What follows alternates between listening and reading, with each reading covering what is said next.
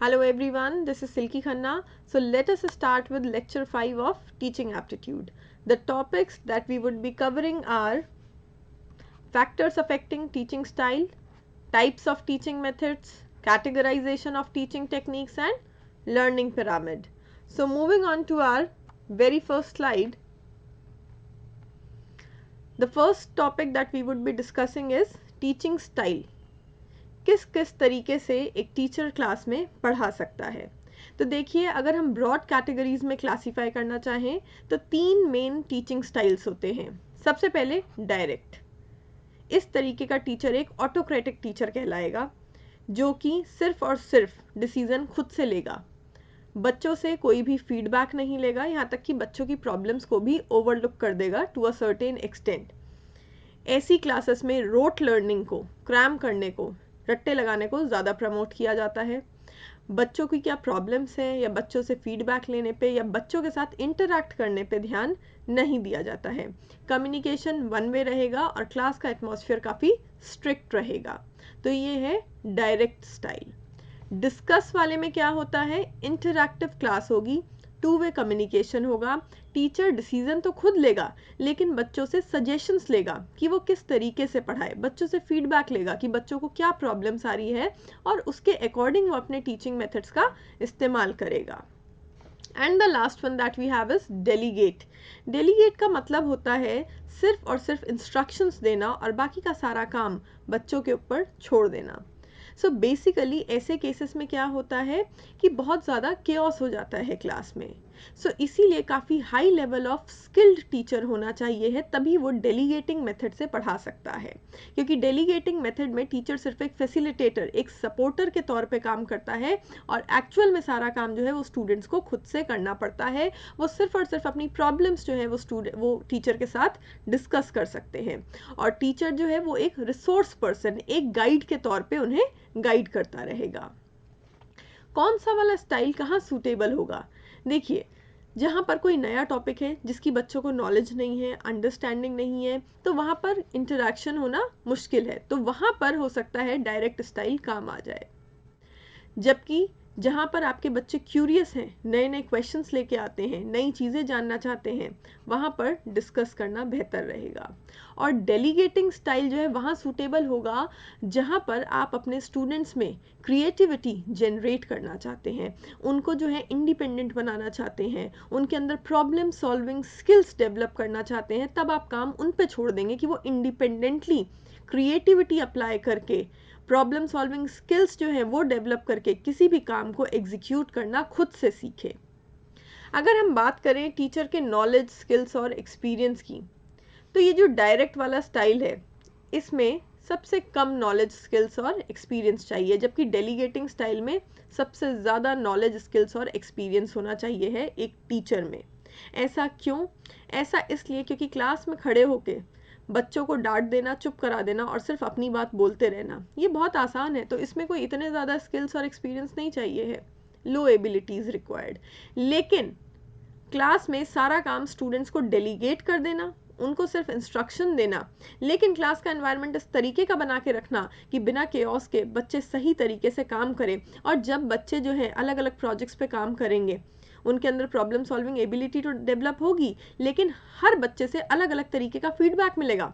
बच्चे अलग अलग ग्रुप्स में काम करेंगे या इंडिविजुअली काम करेंगे तो हर किसी की इंडिविजुअल अलग अलग प्रॉब्लम्स निकल के आएंगी। तो जब सारा काम आपने स्टूडेंट्स को डेलीगेट कर दिया तो आपका काम फैसिलिटेटर का है, आपका रोल है कि आप बच्चों की प्रॉब्लम्स को सॉल्व करें। तो हर एक बच्चा अलग अलग प्रॉब्लम्स लेके आएगा, एक एक की प्रॉब्लम को सॉल्व करना, एक एक स्टूडेंट को मेंटोर बन के गाइड करना, that would be more difficult. तो वहाँ पर high level of knowledge, skills और एक्सपीरियंस चाहिए होंगे। डिस्कशन वाला, उसमें medium level of knowledge, skills and experience चाहिए होगा। सो बेसिकली अगर हम ब्रॉड क्लासिफिकेशन या कैटेगराइजेशन करें तो ये तीन मेन टीचिंग स्टाइल्स पाए जाते हैं। लेकिन ये जो टीचिंग स्टाइल्स हैं ये किस चीज़ पर, किन फैक्टर्स पर डिपेंडेंट हैं? तो देखिए, सबसे पहले we have institutional factors. Institutional factors का मतलब है स्कूल का कल्चर, स्कूल का क्लाइमेट, स्कूल को रन करने वाली जो एडमिनिस्ट्रेशन है, जो अथॉरिटीज़ हैं, उनकी आइडियोलॉजी, उनकी सोच क्या है। मैं आपको एक एग्जांपल देती हूँ। Let's say I am a democratic teacher, मुझे अपनी क्लास में इंटरैक्टिव सेशंस अच्छे लगते हैं, लेकिन हमारे यहाँ की जो प्रिंसिपल है उनकी आदत है कि वो राउंड पे रहती हैं और उनको पिन ड्रॉप साइलेंस चाहिए होता है और वो किसी भी टीचर की क्लास में जाके बैठ जाती हैं। आपने देखा होगा कई बार प्रिंसिपल्स ऐसी होती हैं जो क्लासेस में पीछे जाके बैठ जाती हैं किसी भी पीरियड में टू चेक कि टीचर कैसे पढ़ा रहा है। अब ऐसे केसेस में अगर मैं इंटरैक्टिव सेशंस ऑर्गेनाइज करना चाहूँ तो एज अ टीचर मुझे डर लगेगा, क्योंकि इंटरैक्टिव सेशंस में थोड़ा बहुत तो केओस होगा, पिन ड्रॉप साइलेंस तो पॉसिबल नहीं है, 100% डिसिप्लिन तो पॉसिबल नहीं है। अब मुझे डर लगेगा कि अगर उस टाइम पर प्रिंसिपल मैम आ गई तो भाई वो कहेंगी कि मैं ही क्लास को ठीक तरीके से अरेंज नहीं कर पा रही हूँ, ठीक से मैनेज नहीं कर पा रही हूँ। सो ऐसे केसेस में मेरी आइडियोलॉजी भले ही डेमोक्रेटिक क्यों ना हो, अपने इंस्टीट्यूशनल फैक्टर्स को देखते हुए, स्कूल को रन करने वाली अथॉरिटीज़ की आइडियोलॉजी, स्कूल का कल्चर, स्कूल का क्लाइमेट देखते हुए हो सकता है शायद मुझे ऑटोक्रेटिक बनना पड़े। सो बेसिकली डिपेंड करती हैं बहुत सारी चीज़ें स्कूल एडमिनिस्ट्रेशन के ऊपर, प्रिंसिपल के ऊपर, अथॉरिटीज़ के ऊपर, कि वो जो है किस तरीके की टीचिंग आइडियोलॉजी फॉलो करते हैं और वो किस तरीके का टीचिंग स्टाइल अपने टीचर से फॉलो करवाना चाहते हैं। फिर देखिए next we have curriculum factors. Now this is the most important one. हर एक टॉपिक को सेम तरीके से नहीं पढ़ाया जा सकता। लेट्स से मैं आपको यहाँ पे पेपर 1 पढ़ा रही हूँ, तो इसमें बहुत ज़्यादा डायग्राम्स का या फिर एनिमेटेड पिक्चर्स वगैरह का स्कोप नहीं है, क्योंकि थ्योरी बेस्ड कंटेंट ज़्यादा है। फिर भी मैंने कोशिश करी है कि थोड़ी बहुत पिक्चर्स डाली जाए सो दैट कंटेंट थोड़ा इंटरेस्टिंग बन जाए। लेकिन अगर एक साइंस टीचर हो और वो साइंस के टॉपिक्स पढ़ाए तो वो बहुत अच्छी एनिमेटेड वीडियोस बना के भी आपको पढ़ा सकता है। सो बेसिकली जो कंटेंट है, जो टॉपिक है, वो बहुत इंपॉर्टेंट है। In fact that is the most important thing. Content के अकॉर्डिंग ही कोई भी टीचर अपना सही टीचिंग स्टाइल अडॉप्ट कर सकता है। फिर देखिए पर्सनल फैक्टर्स। टीचर के खुद का लर्निंग स्टाइल क्या रहा है।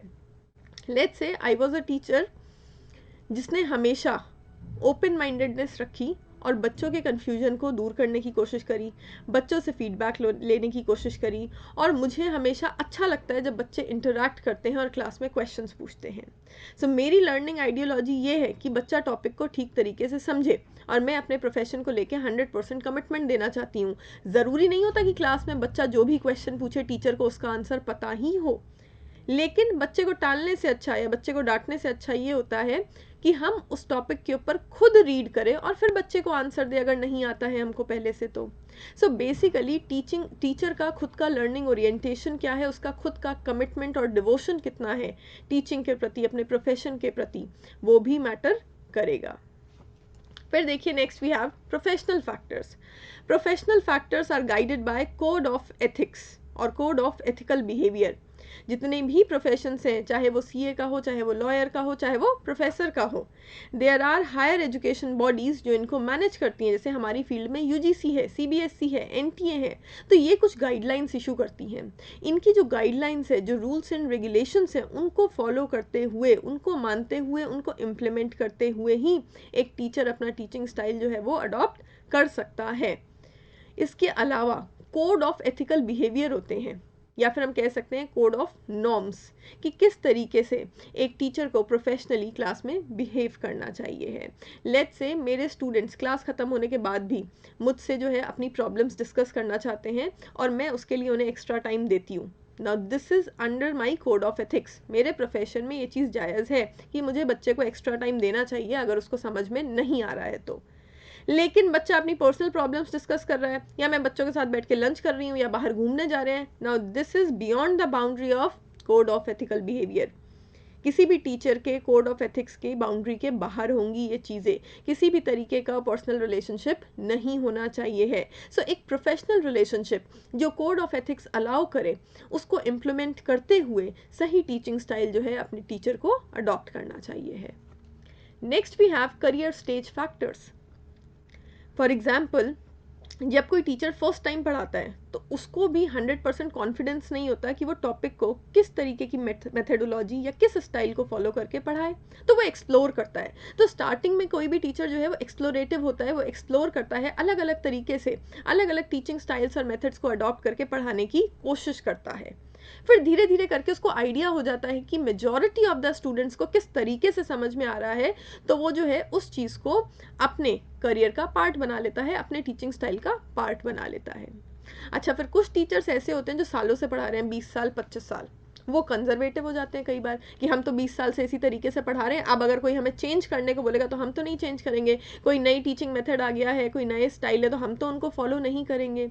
तो कुछ टीचर्स जो है वो कंजर्वेटिव भी हो सकते हैं। सो बेसिकली डिपेंड करता है कि कोई भी टीचर अपने करियर की किस स्टेज पे है और वो कितना ज़्यादा फ्लेक्सिबल है, कितना ज़्यादा डायनामिक है, कितना ज़्यादा अडाप्टिव है टू स्टूडेंट्स नीड, उसके अकॉर्डिंग वो अपना टीचिंग स्टाइल अडॉप्ट करेगा।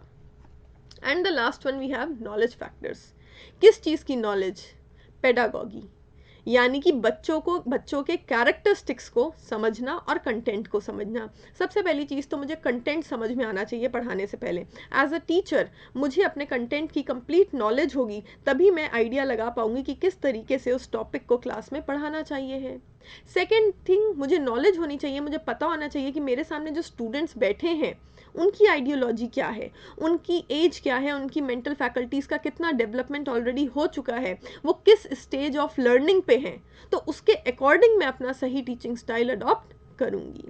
So basically teaching style adopt करने में ये जो 6 फैक्टर्स हमने पढ़े हैं इनका बहुत ही इंपॉर्टेंट रोल है, और इसमें से भी जिन 2 का सबसे ज़्यादा इंपॉर्टेंट रोल होगा वो याद रखिएगा, करिकुलम फैक्टर्स। हर टॉपिक के अकॉर्डिंग टीचर का टीचिंग स्टाइल बदल सकता है, क्योंकि अल्टीमेट ऑब्जेक्टिव यही होता है कि कोई भी टीचिंग स्टाइल फॉलो किया जाए बच्चे को टॉपिक समझ में आना चाहिए है। एंड नॉलेज फैक्टर, कोई भी टीचर कंटेंट की कितनी नॉलेज रखता है और अपने स्टूडेंट्स के कैरेक्टरिस्टिक्स को कितनी अच्छी तरीके से समझता है, ये 2 सबसे इंपॉर्टेंट फैक्टर हैं, करिकुलम और नॉलेज फैक्टर्स। मेनली इन पे डिपेंड करता है कि कोई भी टीचर कौन सा टीचिंग स्टाइल या कौन सा टीचिंग मेथड फॉलो करेगा क्लास में। Moving on to next slide.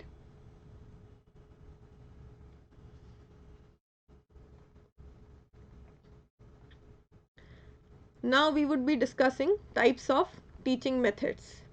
तो सबसे पहले मैं आपको एक डिफरेंस बता देती हूँ। ये जो पूरा वीडियो है ये टीचिंग मेथड्स के ऊपर है और जो नेक्स्ट वीडियो होगा वो टीचिंग एड्स के ऊपर होगा। सो दोनों में there is a difference. Teaching method का मतलब होता है किसी भी टीचर के पढ़ाने का तरीका, कोई भी टीचर जो है वो किस तरीके से क्लास में पढ़ा रहा है, उसका टीचिंग स्टाइल क्या है। जबकि टीचिंग एड्स का मतलब होता है कि कोई भी टीचर किन डिवाइसेस का इस्तेमाल करके, किन इक्विपमेंट्स का इस्तेमाल करके अपनी क्लास में पढ़ा रहा है। For example black board, white board, chalk, duster, projector, ये सब चीज़ें टीचिंग एड्स हैं। लेकिन क्लास में टीचर लेक्चर दे रहा है या असाइनमेंट्स दे रहा है या प्रोजेक्ट्स दे रहा है बच्चों को करने के लिए, ये सब चीज़ें जो हैं वो कहलाएंगी टीचिंग मेथड।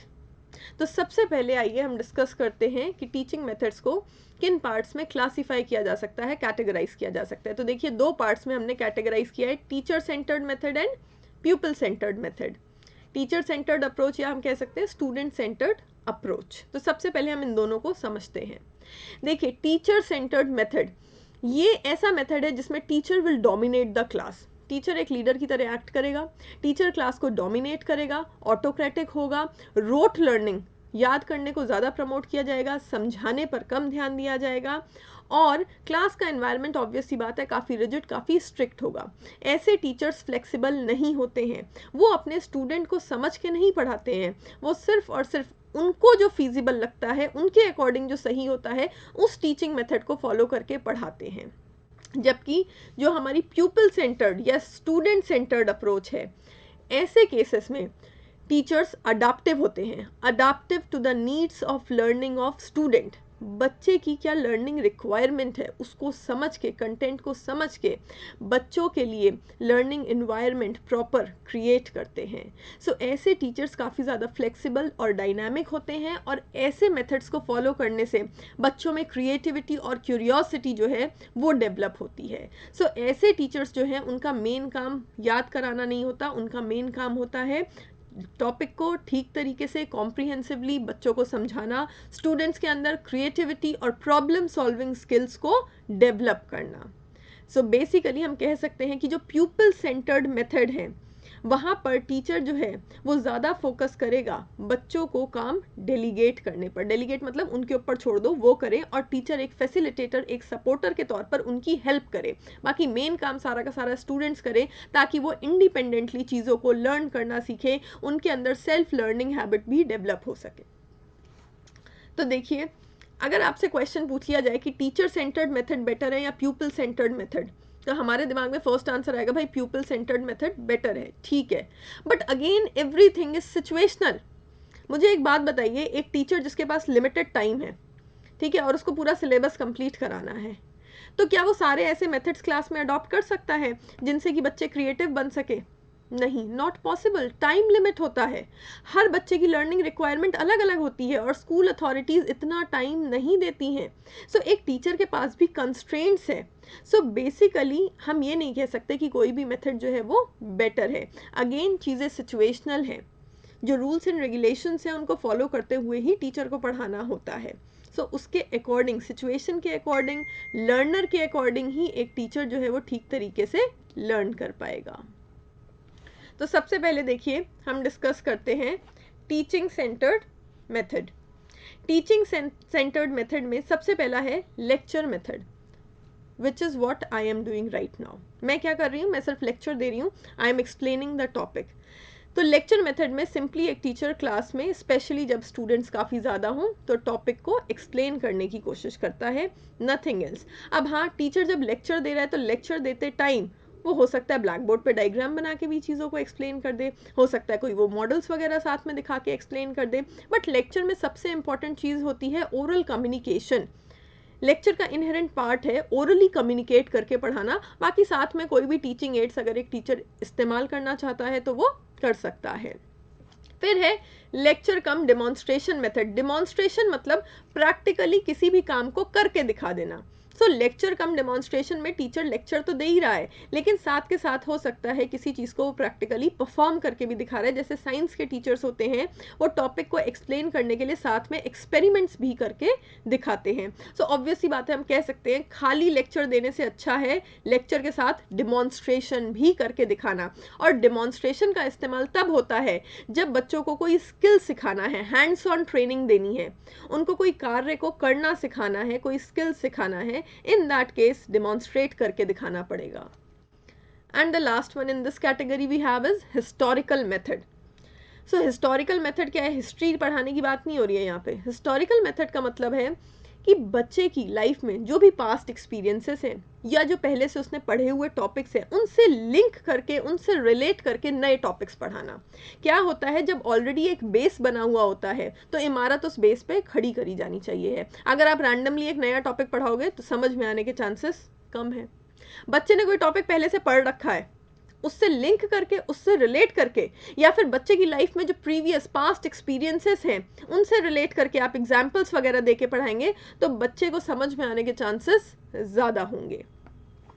फिर देखिए प्यूपल सेंटर्ड मेथड में सबसे पहले हम पढ़ेंगे फर्स्ट 4, लास्ट के 2 हम एक साथ पढ़ेंगे अलग से। तो सबसे पहले ह्यूरिस्टिक मेथड। ह्यूरिस्टिक वर्ड का मतलब होता है curiosity. So basically heuristic method में किसी भी टीचर का मेन काम, मेन अप्रोच टॉपिक को एक्सप्लेन करना नहीं है। मेन काम है बच्चे के अंदर क्यूरियोसिटी पैदा कर दो, इतनी क्यूरियोसिटी पैदा कर दो कि अगर टीचर ना भी पढ़ाए तो वो खुद से स्टडी करे। एक एग्जाम्पल देती हूँ मैं। Let's say 3rd 4th class का या 4th 5th क्लास का एक बच्चा है और टीचर उसको जो है प्लैनेट्स के बारे में, सोलर सिस्टम के बारे में पढ़ा रहा है, और बच्चे के सामने जो है प्रॉपर उसने प्रेजेंटेशन वगैरह दिखा दी कि देखो ऐसे ऐसे जो है सन है, अर्थ है, मून है, कैसे चक्कर लगाते हैं और कैसे जो है कितने कितने प्लैनेट्स हैं हमारे यहाँ पे, और अर्थ एक प्लैनेट है जिसपे हम रहते हैं, अर्थ इज़ राउंड। इस तरीके से मोटी मोटी बातें उसने बता दी। फिर उसने बताया कि हमारे यहाँ जो है इतने नंबर ऑफ प्लैनेट्स हैं, लेकिन उसने total number of planets exactly नहीं बताया कि कितने हैं, 2-4 के नाम बता दिए। अब बच्चे बड़े क्यूरियस हो गए कि अच्छा अर्थ राउंड है, हमें तो पता ही नहीं था अर्थ राउंड है। उनको पता ही नहीं था ऐसे सोलर सिस्टम नाम की कोई चीज़ होती है। उनको तो बस ये पता था रात को तारे दिखते हैं आसमान में, बट वो तारे क्या हैं, वो तारे भी क्या हैं, फायर बॉल्स हैं। उन्हें ये सब चीज़ें पता नहीं थी। तो जब ये सब चीज़ें उनको प्रॉपरली प्रेजेंट करके एनिमेटेड फॉर्म में पीपीटीज़ में दिखा दी गई तो उनका बड़ा इंटरेस्ट जाग गया, वो क्यूरियस हो गए। अब टीचर ने कहा अपने आप घर से पता लगा के आना कि कितने नंबर ऑफ प्लैनेट्स हैं और उनके नाम जो है वो लिख के लाना। सो यहाँ पे क्या है, टीचर ने क्या किया, इस तरीके से कंटेंट को प्रेजेंट किया कि बच्चे के अंदर क्यूरियोसिटी डेवलप हो गई और उसको हाफ नॉलेज दी, ताकि बाकी की आधी नॉलेज वो खुद से गेन करें।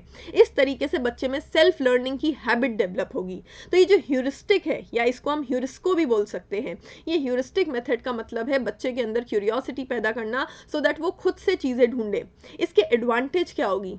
जब हम खुद से किसी टॉपिक के ऊपर सर्च करते हैं तो हमें वो चीज़ ज़्यादा लॉन्गर ड्यूरेशन तक, ज़्यादा लंबे समय तक रिटेन्ड रह जाती है। हमारी एनालिटिकल एबिलिटी डेवलप होती है, हम खुद से चीज़ों को प्रोसेस करना, खुद से चीज़ों को सर्च करना, ढूंढना सीखते हैं। और इस तरीके से हम हल्के हल्के धीरे धीरे ग्रेजुअली इंडिपेंडेंट भी बनते जाते हैं। But again there are disadvantages. सबसे पहले तो आप मुझे ये बताइए कि अगर एक थर्ड फोर्थ क्लास के बच्चे को आपने प्लैनेट्स के नाम ढूंढने के लिए दे दिए, उसके पास क्या ऑप्शंस हैं? वो घर जाके अपने पेरेंट्स से पूछेगा। सो लेट्स से पेरेंट्स इतने एजुकेटेड नहीं हैं, उनको नहीं पता, ठीक है। दूसरा ऑप्शन, इंटरनेट, नेट पे ढूंढ लेगा। लेट्स से उसके घर में वाईफाई नहीं है, मोबाइल होता नहीं इतने छोटे बच्चों के पास। अब क्या होगा? वो क्यूरियोसिटी एंग्जाइटी में बदल जाएगी, बेचैनी में। बेचैनी दो चीज़ों को लेके, एक तो उसको आंसर नहीं मिल रहा, उसको आंसर चाहिए था। दूसरी चीज़ डर, कि अगर हम कल नहीं ढूंढ के लेके गए प्लैनेट्स के नेम तो टीचर डांटेगा। इस तरीके का डर भी बच्चों में बैठ जाता है। तो ये क्यूरियोसिटी अगर एंग्जाइटी में बदल जाए, बेचैनी में कन्वर्ट हो जाए, तो ये गड़बड़ हो जाती है, ख़राब हो जाती है। सो बेसिकली ये जो ह्यूरिस्टिक मेथड है, ये भी बहुत सोच समझ के फॉलो करना चाहिए है। बच्चे को उतना ही कंटेंट ढूंढने के लिए दीजिए जिसके लिए उसके पास एप्रोप्रिएट रिसोर्स हो। अच्छा, उसके पास लास्ट ऑप्शन क्या होगा? किताब से पढ़ लो। लेकिन थर्ड फोर्थ क्लास के बच्चे किताब को रीड करके खुद से चीज़ों को ठीक तरीके से समझ नहीं पाते हैं। उनको टीचर की ज़रूरत होती है, या पेरेंट्स की ज़रूरत होती है उस चीज़ के लिए, या ट्यूशन की ज़रूरत होती है। So basically heuristic method follow तो किया जाए, लेकिन इतना डिफ़िकल्ट टास्क मत दीजिए कि बच्चे की क्यूरियोसिटी एंग्जाइटी में बदल जाए।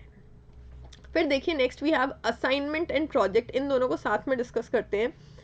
आपने कॉलेज में, स्कूल में बहुत सारे असाइनमेंट्स और प्रोजेक्ट्स किए होंगे, लेकिन कभी ये सोचा कि किस चीज़ को असाइनमेंट बोलते हैं और किस चीज़ को प्रोजेक्ट बोलते हैं?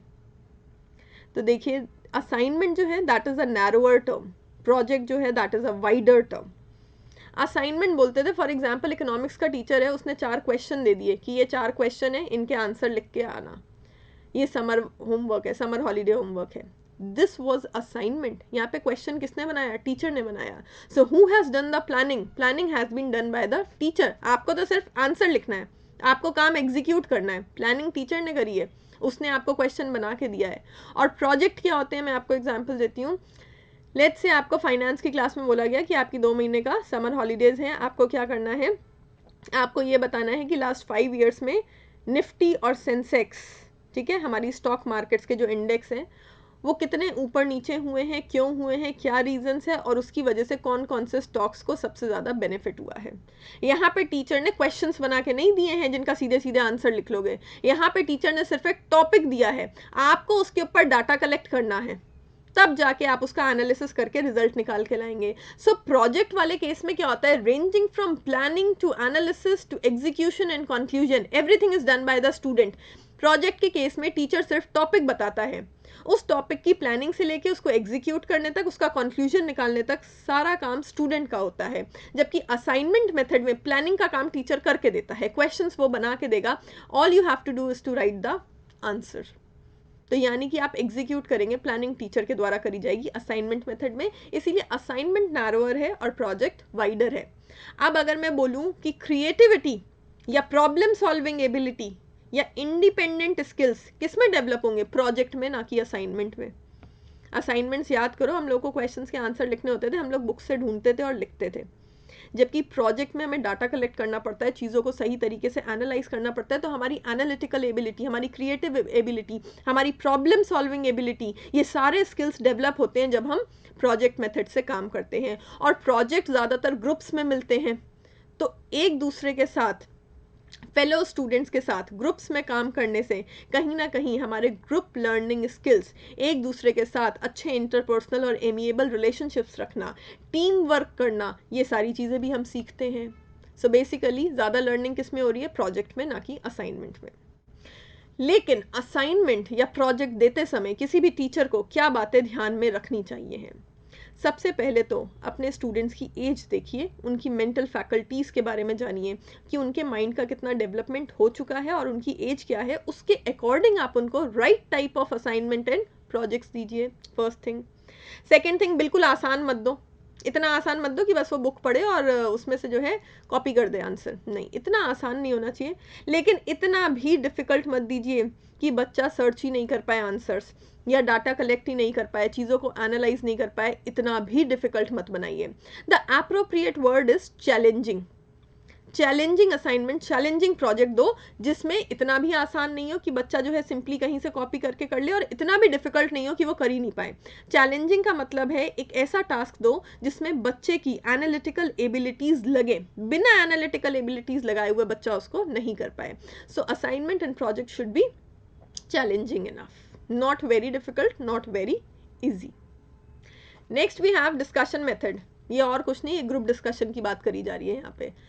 सो क्लास में ग्रुप डिस्कशंस ऑर्गेनाइज करा देना। सो लेट्स से टीचर ने जो है क्लास को 2 पार्ट्स में बांट दिया, वो ऑन द स्पॉट भी कोई टॉपिक दे सकता है, और वो ये भी कह सकता है कि उसने टॉपिक दे दिया और स्टूडेंट्स को बोला कि आप लोग प्रिपेयर करके आना, कल डिस्कशन करेंगे इस पर। दोनों केसेस हो सकते हैं। अच्छा, डिस्कशन जो है वो क्यों कराया जाता है, या सबसे पहले तो हम ये जानने की कोशिश करते हैं कि डिस्कशन तो बच्चे करेंगे ना, इसमें टीचर का क्या काम है। भाई डिस्कशन तो आपने क्लास को 2 पार्ट्स में डिवाइड कर दिया, अब एक फेवर में है ग्रुप, एक अगेंस्ट में है, और दोनों ग्रुप्स जो है आपस में डिस्कस कर रहे हैं। So as a teacher what is your role.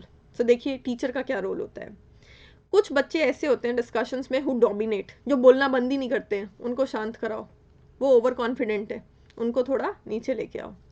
कुछ बच्चे शाय होते हैं, इंट्रोवर्ट होते हैं, दे डू नॉट स्पीक, उनको एनकरेज करो, वो गलत भी बोले तो ताली बजवाओ। सो एनकरेज देम टू स्पीक, ये पहला काम है टीचर का।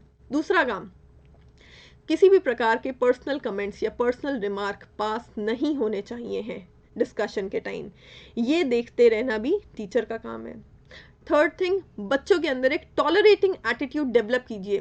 जब 2 ग्रुप्स में आपने क्लास को डिवाइड किया है, एक फेवर में है एक अगेंस्ट में, तो ऑब्वियस सी बात है दोनों अलग अलग व्यू पॉइंट लेके बैठे होंगे, और दोनों पार्टीज की तरफ से अलग अलग पॉइंट्स एक्सप्रेस किए जाएंगे। बच्चों को ये समझाइए कि ना एक ग्रुप गलत है ना दूसरा ग्रुप गलत है, दोनों ही ग्रुप सही हैं, बस एक फेवर में है एक अगेंस्ट में है। सो हमारी ओपिनियंस अलग अलग हो सकते हैं depending on our perceptions, but that does not mean कि सामने वाला गलत है। इसे कहते हैं टॉलरेटिंग एटीट्यूड। हम अपना ओपिनियन एक्सप्रेस कर रहे हैं, लेकिन हम दूसरे का भी ओपिनियन, दूसरे का भी व्यू पॉइंट सुन रहे हैं, उसको दबाने की कोशिश नहीं कर रहे हैं। सो ये जो टॉलरेटिंग एटीट्यूड है, ये ग्रुप डिस्कशंस के थ्रू पैदा किया जा सकता है, and this is very important. सिर्फ ये समझ लेना कि हमारा व्यू पॉइंट ही सही है और सामने वाला गलत है, ऐसा नहीं होता। हर चीज़ के 2 पहलू होते हैं। सो हर चीज़ के pros and cons, advantages disadvantages दोनों होती है। सो बच्चों के अंदर टॉलरेटिंग एटीट्यूड पैदा कीजिए, उन्हें बोलना सिखाइए, लेकिन साथ के साथ चुप रह के गुड लिसनर बनना, अच्छा लिसनर बनना भी सिखाइए। अच्छा, डिस्कशन मेथड से किन चीज़ों का डेवलपमेंट होता है, बच्चे की पर्सनालिटी का, बच्चे के कम्युनिकेशन स्किल्स का, और बच्चों में कॉन्फिडेंस डेवलप होता है, आर्ट ऑफ स्पीकिंग उनमें डेवलप होती है। अभी तक मैंने जितने भी मेथड्स पढ़ाए हैं, मैं आपको बताती हूँ, अगर क्वेश्चन आ जाए तो आपको आंसर क्या क्या करना है। अगर क्वेश्चन ये आता है कि बच्चों को कोई जॉब स्पेसिफिक स्किल सिखाना है, या नॉट इवन जॉब स्पेसिफिक, केवल स्किल शब्द आ जाए कि बच्चों को कोई स्किल इम्पार्ट करना है, तो उसके लिए आंसर होना चाहिए डेमोन्स्ट्रेशन। बच्चे को स्किल सिखाने के लिए, काम करना सिखाने के लिए उस काम का डेमोन्स्ट्रेशन करना पड़ेगा, तब बच्चा उसको कॉपी करके सीखेगा। अगर क्वेश्चन आ जाता है कि बच्चे के अंदर क्यूरियोसिटी पैदा करनी है, क्यूरियोसिटी शब्द जैसे ही आएगा, आंसर होगा ह्यूरिस्टिक। अगर आता है कि बच्चे के अंदर प्रॉब्लम सॉल्विंग एबिलिटी डेवलप करनी है, उसको इंडिपेंडेंटली सोचना और एनालाइज करना सिखाना है, तो आंसर होगा प्रोजेक्ट। और अगर क्वेश्चन आता है कि ऐसा मेथड जिसमें ज़्यादा से ज़्यादा बच्चे पार्टिसिपेट कर सके, तो आंसर होगा डिस्कशन। डिस्कशन में पूरी क्लास पार्टिसिपेट कर सकती है।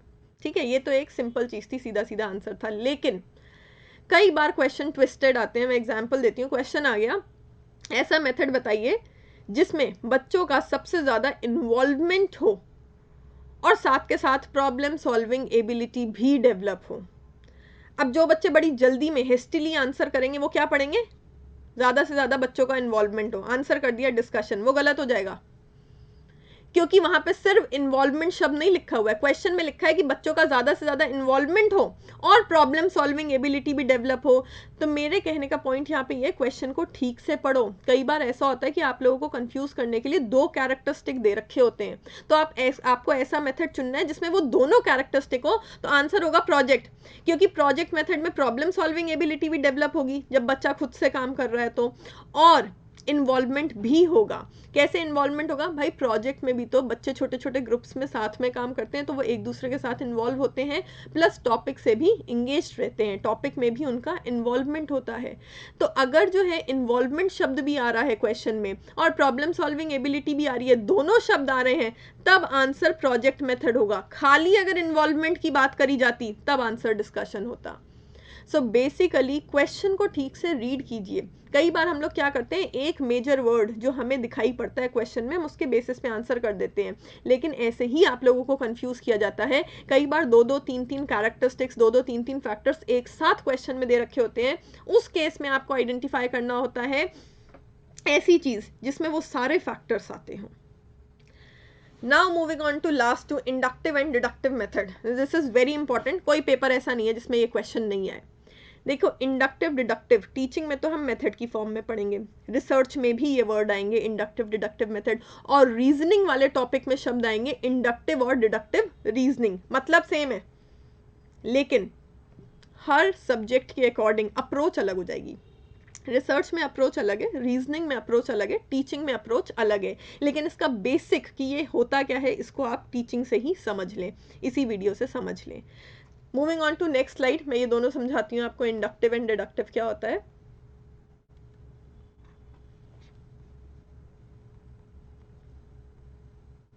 बहुत इंपॉर्टेंट है ये टॉपिक, ध्यान से सुनिएगा। सबसे पहले डिडक्टिव मेथड की बात करते हैं और एग्जाम्पल से मैं आपको समझाती हूँ। Let's say I am the economics teacher और मुझे लॉ ऑफ डिमांड पढ़ाना है, मैंने पढ़ा दिया। सो लॉ ऑफ डिमांड में मेजरली ये बताया जाता है कि प्राइस और डिमांड में इन्वर्स रिलेशनशिप है। प्राइस बढ़ता है किसी भी चीज़ का तो क्योंकि वो चीज़ महंगी हो जाती है उसकी डिमांड कम हो जाती है मार्केट में, एंड वाइस वर्सा। ठीक है, तो ये तो था वो प्रिंसिपल या थ्योरी जो मैंने क्लास में आपको पढ़ा दी। आपने क्या किया, आपने उसको समझ लिया और उसका सही इंटरप्रिटेशन निकाला। ऑब्वियस सी बात है, जब टीचर क्लास में खड़ा होकर खुद लॉ समझा रहा है तो वो इसीलिए समझा रहा है ताकि आप लोग ठीक से उसको समझें और उसका इंटरप्रिटेशन गलत निकालने का चांस नहीं होगा। अगर मैं ठीक से एक्सप्लेन करूंगी तो आप लोग सही तरीके से उसको इंटरप्रेट करेंगे और हो सकता है मैं आपको उसको अप्लाई करके भी दिखा दूं रियल सिचुएशन में। फिर आपका काम कहां से स्टार्ट होगा, वेरिफिकेशन से। याद रखना, ये पहले दोनों स्टेप टीचर ने कर दिए। टीचर ने जो प्रिंसिपल या थ्योरी थी वो क्लास में बताई, उसको ठीक तरीके से एक्सप्लेन किया, आप लोगों ने समझ लिया और टीचर ने उसका एप्लीकेशन बता दिया। अब आपको क्या करने को बोला जाएगा, आपको वेरीफाई करने को बोला जाएगा एग्जाम्पल्स लेके, रियलिस्टिक एग्जाम्पल्स लेके। भाई किसी भी चीज़ को वेरीफाई किया जा सकता है on the basis of data. अब आपको मार्केट से रियलिस्टिक डाटा कलेक्ट करना है लॉ ऑफ डिमांड को वेरीफाई करने के लिए। तो आप लोग मार्केट में गए, पेन खरीदते हैं बच्चे, नॉर्मल सी बात है, तो पेन वाले की शॉप पे आप लोग गए तो आपने देखा कि पहले ये पेन जो है बेसिकली 5 रुपए का हुआ करता था। तब आपने शॉपकीपर से पूछा इसकी कितनी डिमांड थी, आज वो पेन 7 रुपए का हो गया तो उसकी डिमांड कितनी है। आपके जान पहचान का शॉपकीपर था, उसने आपको बता दिया। तो इस तरीके से आपको एग्जाम्पल मिल गया और आपने क्या किया, वेरिफिकेशन कर लिया।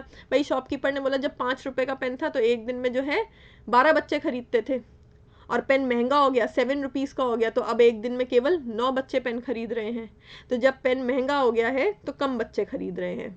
ठीक है, तो इनवर्स रिलेशनशिप डेवलप हो गया किसी भी चीज़ के प्राइस और डिमांड में। नॉट जस्ट पेन, कोई भी मार्केट में आप कोई भी एग्जाम्पल ले सकते हैं। सो कोई भी एग्जाम्पल्स लेके आपको वेरीफाई करना होता है। This is deductive method. Inductive method इसका उल्टा है। मैं एज अ टीचर आपको टॉपिक पढ़ाऊंगी नहीं, आपको टॉपिक एक्सप्लेन नहीं करूंगी, समझाऊंगी नहीं। मैं सिर्फ और सिर्फ आपको टॉपिक का नाम बता दूंगी। मैंने बोला ऐसा है कि अगले हफ्ते लॉ ऑफ डिमांड स्टार्ट करेंगे हम लोग, तुम लोग जो है खुद से सर्च करके आओ कि लॉ ऑफ डिमांड क्या होता है। So I as a teacher has just told you the topic. मैंने सिर्फ टॉपिक बताया है, आपको खुद से, मेरे पढ़ाने से पहले आप लोगों को खुद से लॉ ऑफ डिमांड में प्राइस और डिमांड का क्या रिलेशनशिप है वो खुद से निकाल के लाना है। तो आपको डाटा कलेक्ट करना पड़ेगा, एनालाइज करना पड़ेगा, तब जाके आप जो है लॉ तक पहुंच पाएंगे। तो इसमें सबसे पहले आप एग्जाम्पल्स लेंगे। अब देखिएगा उल्टा हो जाएगा, एग्जाम्पल वाली चीज़ डिडक्टिव मेथड में लास्ट में आई है, जबकि इंडक्टिव में फर्स्ट स्टेप था। तो आप मार्केट में जाके सबसे पहले एग्जाम्पल लेंगे, एग्जाम्पल मतलब डाटा कलेक्ट करेंगे। तो आप अलग अलग शॉपकीपर से डाटा कलेक्ट कर सकते हैं, जैसे पेन वाले से कर लिया लेट्स से। फिर आप एनालाइज करेंगे कि पेन वाले ने आपको क्या बात बताई, और उसके अकॉर्डिंग जो प्राइस और डिमांड का रिलेशनशिप निकल के आएगा, उसके बेसिस पे आप प्रिंसिपल डेवलप करेंगे, यानी कि लॉ ऑफ डिमांड की प्राइस और डिमांड में इनवर्स रिलेशनशिप होता है। ये चीज़ आप जो है निकाल के लेके आएंगे। तो सबसे पहली चीज़ तो डिडक्टिव इंडक्टिव एक दूसरे के उल्टे हैं।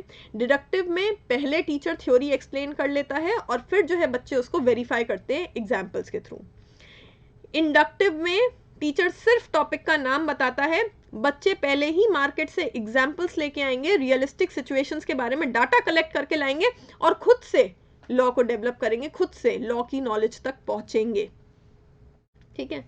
अच्छा, यहाँ पर ये जनरलाइजेशन शब्द क्यों लिखा हुआ है प्रिंसिपल के साथ साथ? जनरलाइजेशन का मतलब होता है a thing which is applicable to a wider part.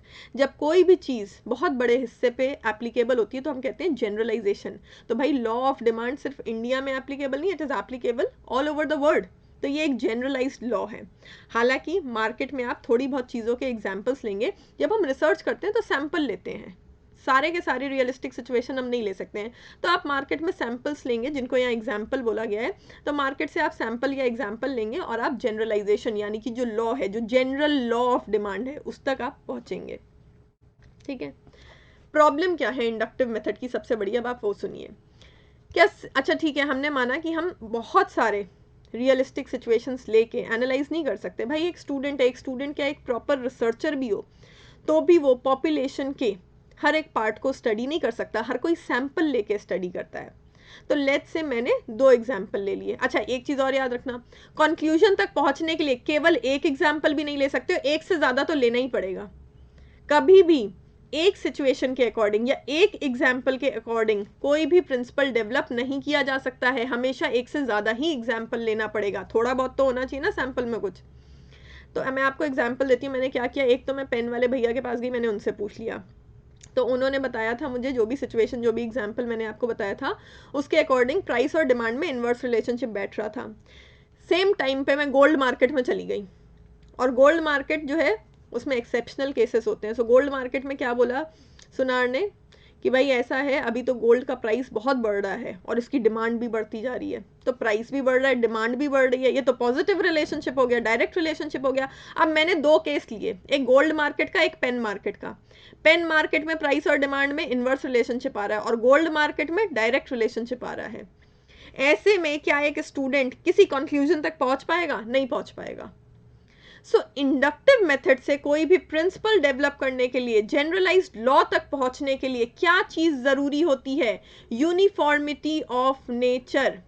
ये जो शब्द है इसको दिमाग में बैठा लीजिए, इससे बहुत बार क्वेश्चन रिपीट बेसिस पे आया हुआ है। इंडक्टिव मेथड से कोई भी प्रिंसिपल या लॉ डेवलप करने के लिए, किसी भी कंक्लूजन तक पहुंचने के लिए जरूरी है यूनिफॉर्मिटी ऑफ नेचर। यूनिफॉर्मिटी का मतलब है रिजल्ट्स का एक सा होना। अगर पेन मार्केट में भी यही कंक्लूजन निकलता कि प्राइस और डिमांड में इन्वर्स रिलेशनशिप है, और दूसरा गोल्ड मार्केट में भी यही कंक्लूजन निकलता कि प्राइस और डिमांड में इन्वर्स रिलेशनशिप है, तो मैं फाइनल लॉ तक पहुंच सकती थी कि हाँ भाई प्राइस और डिमांड में इन्वर्स रिलेशनशिप होता है। लेकिन अगर मैंने 2 या 4 एग्जाम्पल लिए हैं और हर किसी में अलग अलग कंक्लूजन निकल के आ रहा है, तो मैं किसी फाइनल कंक्लूजन तक नहीं पहुंच पाऊंगी। सो बेसिकली इंडक्टिव मेथड से कोई भी रिसर्चर या कोई भी स्टूडेंट कंक्लूजन तक तब पहुंच सकता है जब रिजल्ट्स में क्या हो? यूनिफॉर्मिटी हो। आप जितने भी एग्जाम्पल लें, सबके रिजल्ट्स यूनिफॉर्म होने चाहिए, एक से होने चाहिए हैं। और एग्जाम में आपको कंफ्यूज करने के लिए ऑप्शंस में क्या दे रखा होता है? Uniformity, unity. यूनिटी का मतलब क्या हुआ? एकता। एकता नहीं चाहिए हमको, यूनिफॉर्मिटी चाहिए। यूनिफॉर्मिटी मतलब होता है रिजल्ट्स का एक सा होना। यूनिटी का मतलब होता है एकता होना। एकता, भाईचारा नहीं चाहिए, एक सा रिजल्ट चाहिए है, that is uniformity. Second thing, दूसरा जो क्वेश्चन आता है देखो, डिडक्टिव में we are proceeding from general to particular. कैसे? डिडक्टिव में पहले ही लॉ पढ़ा दिया था, तो एक लॉ है तो उसकी applicability all over the world है, तो वो एक जनरल लॉ है। जो कि पूरे वर्ड पे एप्लीकेबल है।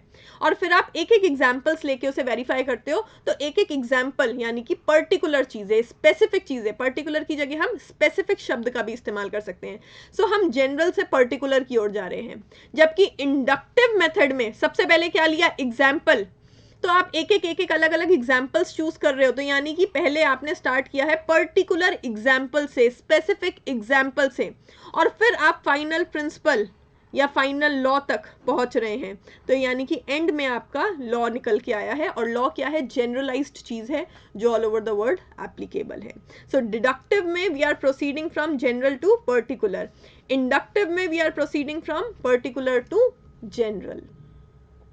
अच्छा, ये मैंने साथ में डायग्राम एक दिया है, वो क्यों दिया है, कई बार चीज़ें सेम ही होती है, शब्द अलग हो जाते हैं तो आप लोग कंफ्यूज हो जाते हैं एग्जाम में। तो देखिए और कैसे लिख सकते हैं। डिडक्टिव मेथड, पहले आपको थ्योरी पढ़ा दी गई, ठीक है, थ्योरी के साथ साथ हाइपोथेसिस। देखिए हाइपोथेसिस रिसर्च का वर्ड है, उसमें हम इसको बहुत डिटेल में पढ़ेंगे, बट अभी मैं आपको थोड़ा सा समझा देती हूँ। हाइपोथेसिस का मतलब होता है tentative statements about the conclusion of a research. Tentative का मतलब होता है जो चीज़ श्योर नहीं हो, जिस चीज़ के बारे में कन्फर्मिटी नहीं हो, ठीक है, तो हाइपोथेसिस टेंटेटिव, श्योरिटी नहीं है अभी। So tentative statements about the solution of a problem, जब हम रिसर्च करते हैं तो रिसर्च में कहीं ना कहीं रिसर्चर पहले से सोच के चलता है कि वो जिस टॉपिक पे रिसर्च कर रहा है उसका क्या कंक्लूजन निकल के आने वाला है। तो पहले से उसका सोचा हुआ जो कंक्लूजन होता है उसके बारे में वो जो स्टेटमेंट लिखता है उसको हम बोलते हैं हाइपोथेसिस। लेकिन वो हाइपोथेसिस ही क्यों कहलाएगा, क्योंकि वो अभी टेंटेटिव है। जब डाटा कलेक्ट हो जाएगा, जब उस पर स्टैटिस्टिकल टूल्स अप्लाई हो जाएंगे, तब जाके हम वेरीफाई कर पाएंगे, प्रूव कर पाएंगे कि हमने जो कंक्लूजन सोचा था वो सच में निकल के आया है। सो इसीलिए अभी केवल एक हाइपोथेसिस है। तो टीचर ने आपको थ्योरी पढ़ा दी, आपको पता चल गया कि हाइपोथेसिस क्या रिजल्ट निकलना चाहिए है कि प्राइस और डिमांड में इनवर्स रिलेशनशिप निकलना चाहिए, ये आपका हाइपोथेसिस है। आपको पता चल गया कि कंक्लूजन क्या देना है। फिर आप मार्केट से डाटा कलेक्ट करेंगे जिसको हमने बोला है ऑब्जर्व करेंगे, और फिर आप एनालाइज करेंगे, तो आप कंफर्म कर पाएंगे कि हाँ भाई जो थ्योरी आपको पढ़ाई गई थी या जो हाइपोथेसिस था वो सही था। एक चीज़ मैं आपको और बताती हूँ, 12th क्लास में याद करो, जिन लोगों ने 11th-12th में कॉमर्स पढ़ी होगी, हम लोगों को पढ़ाया जाता था कि भाई बैलेंस शीट में एसेट्स और लाइबिलिटीज मैच होनी चाहिए। तो एग्जाम में हम लोगों का आंसर मैच नहीं भी हो रहा होगा ना, तो भी हम लोग कुछ ना कुछ आइटम ऐड करके मैच करा देते थे, क्योंकि हमको पता था मैच कराना है।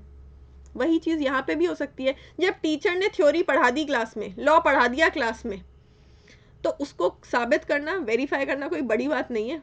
बच्चा जानबूझ के ऐसी सिचुएशंस लेगा जहाँ पे वो उसकी थ्योरी जो है वो करेक्ट साबित हो जाए। खैर ये था डिडक्टिव। फिर इंडक्टिव मेथड, इसमें उल्टा हो जाएगा। पहले हम ऑब्जर्व करेंगे, मार्केट से डाटा कलेक्ट करेंगे, देखेंगे क्या पैटर्न है डाटा का, उसके अकॉर्डिंग फिर हम अपना हाइपोथेसिस डेवलप करेंगे, और फाइनली हम थ्योरी तक, अपने कंक्लूजन तक पहुंचेंगे और थ्योरी बना पाएंगे। सो बेसिकली डिडक्टिव और इंडक्टिव को आप इस तरीके से भी लिख सकते हैं, और जैसा कि मैंने इस फोटो में लिखा है इस तरीके से भी लिख सकते हैं। शब्द अलग अलग हैं, मतलब एक ही है। अब बात करते हैं कौन सा बेटर है, क्या एडवांटेज है क्या डिसएडवांटेज है। देखो डिडक्टिव मेथड में अच्छाई ये है कि पहली बार में बच्चा सही चीज़ पढ़ रहा है। भाई टीचर ने लॉ पढ़ा दिया तो बच्चे के दिमाग में सही चीज़ बैठ गई, बस उसको प्रूफ करना है। तो बच्चा गलत कंक्लूजन लेके नहीं आएगा ऑब्वियसली मार्केट से। सेकेंड थिंग, बहुत स्पीडली टीचर पढ़ा सकता है इस केस में। भाई टीचर ने टॉपिक एक्सप्लेन कर दिया तो स्पीड से काम हो जाएगा, तो ज़्यादा टाइम कंज्यूमिंग नहीं है। लेकिन डिसएडवांटेज क्या है, बच्चे की एनालिटिकल एबिलिटी का, क्रिएटिविटी का कोई यूज़ नहीं होगा। भाई एक पढ़ी पढ़ाई चीज़ को साबित करने में ज़्यादा दिमाग नहीं लगेगा। इंडक्टिव मेथड का एडवांटेज ये है कि बच्चा खुद से कोई चीज़ डिस्कवर करने जा रहा है, अभी टीचर ने उसको पढ़ाई नहीं है, तो उसकी एनालिटिकल एबिलिटीज़ लगेंगी, क्रिएटिविटी आएगी उसके अंदर। डिसएडवांटेज क्या है, टाइम बहुत लगेगा। क्या हर टॉपिक इंडक्टिव मेथड से पढ़ाया जा सकता है? मैं हर टॉपिक के लिए बोलूँ बेटा ये रहा टॉपिक, जाओ मार्केट से डाटा कलेक्ट करो, नहीं, पॉसिबल नहीं है।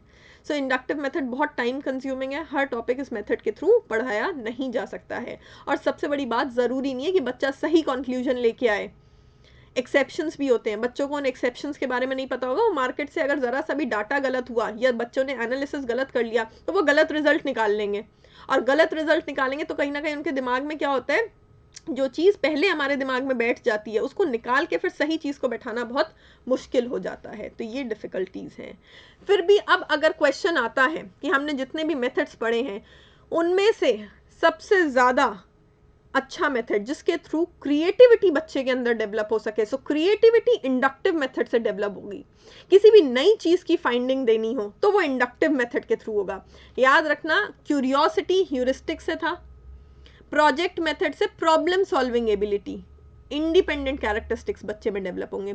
लेकिन बच्चे की क्रिएटिविटी, नई नई चीज़ों को डिस्कवर करना, नई चीज़ों के प्रति अट्रैक्ट होना, वो सब चीज़ें किससे होंगी? इंडक्टिव मेथड के थ्रू बच्चे में डेवलप करी जा सकती हैं। So I hope this must be clear now. Moving on to next slide.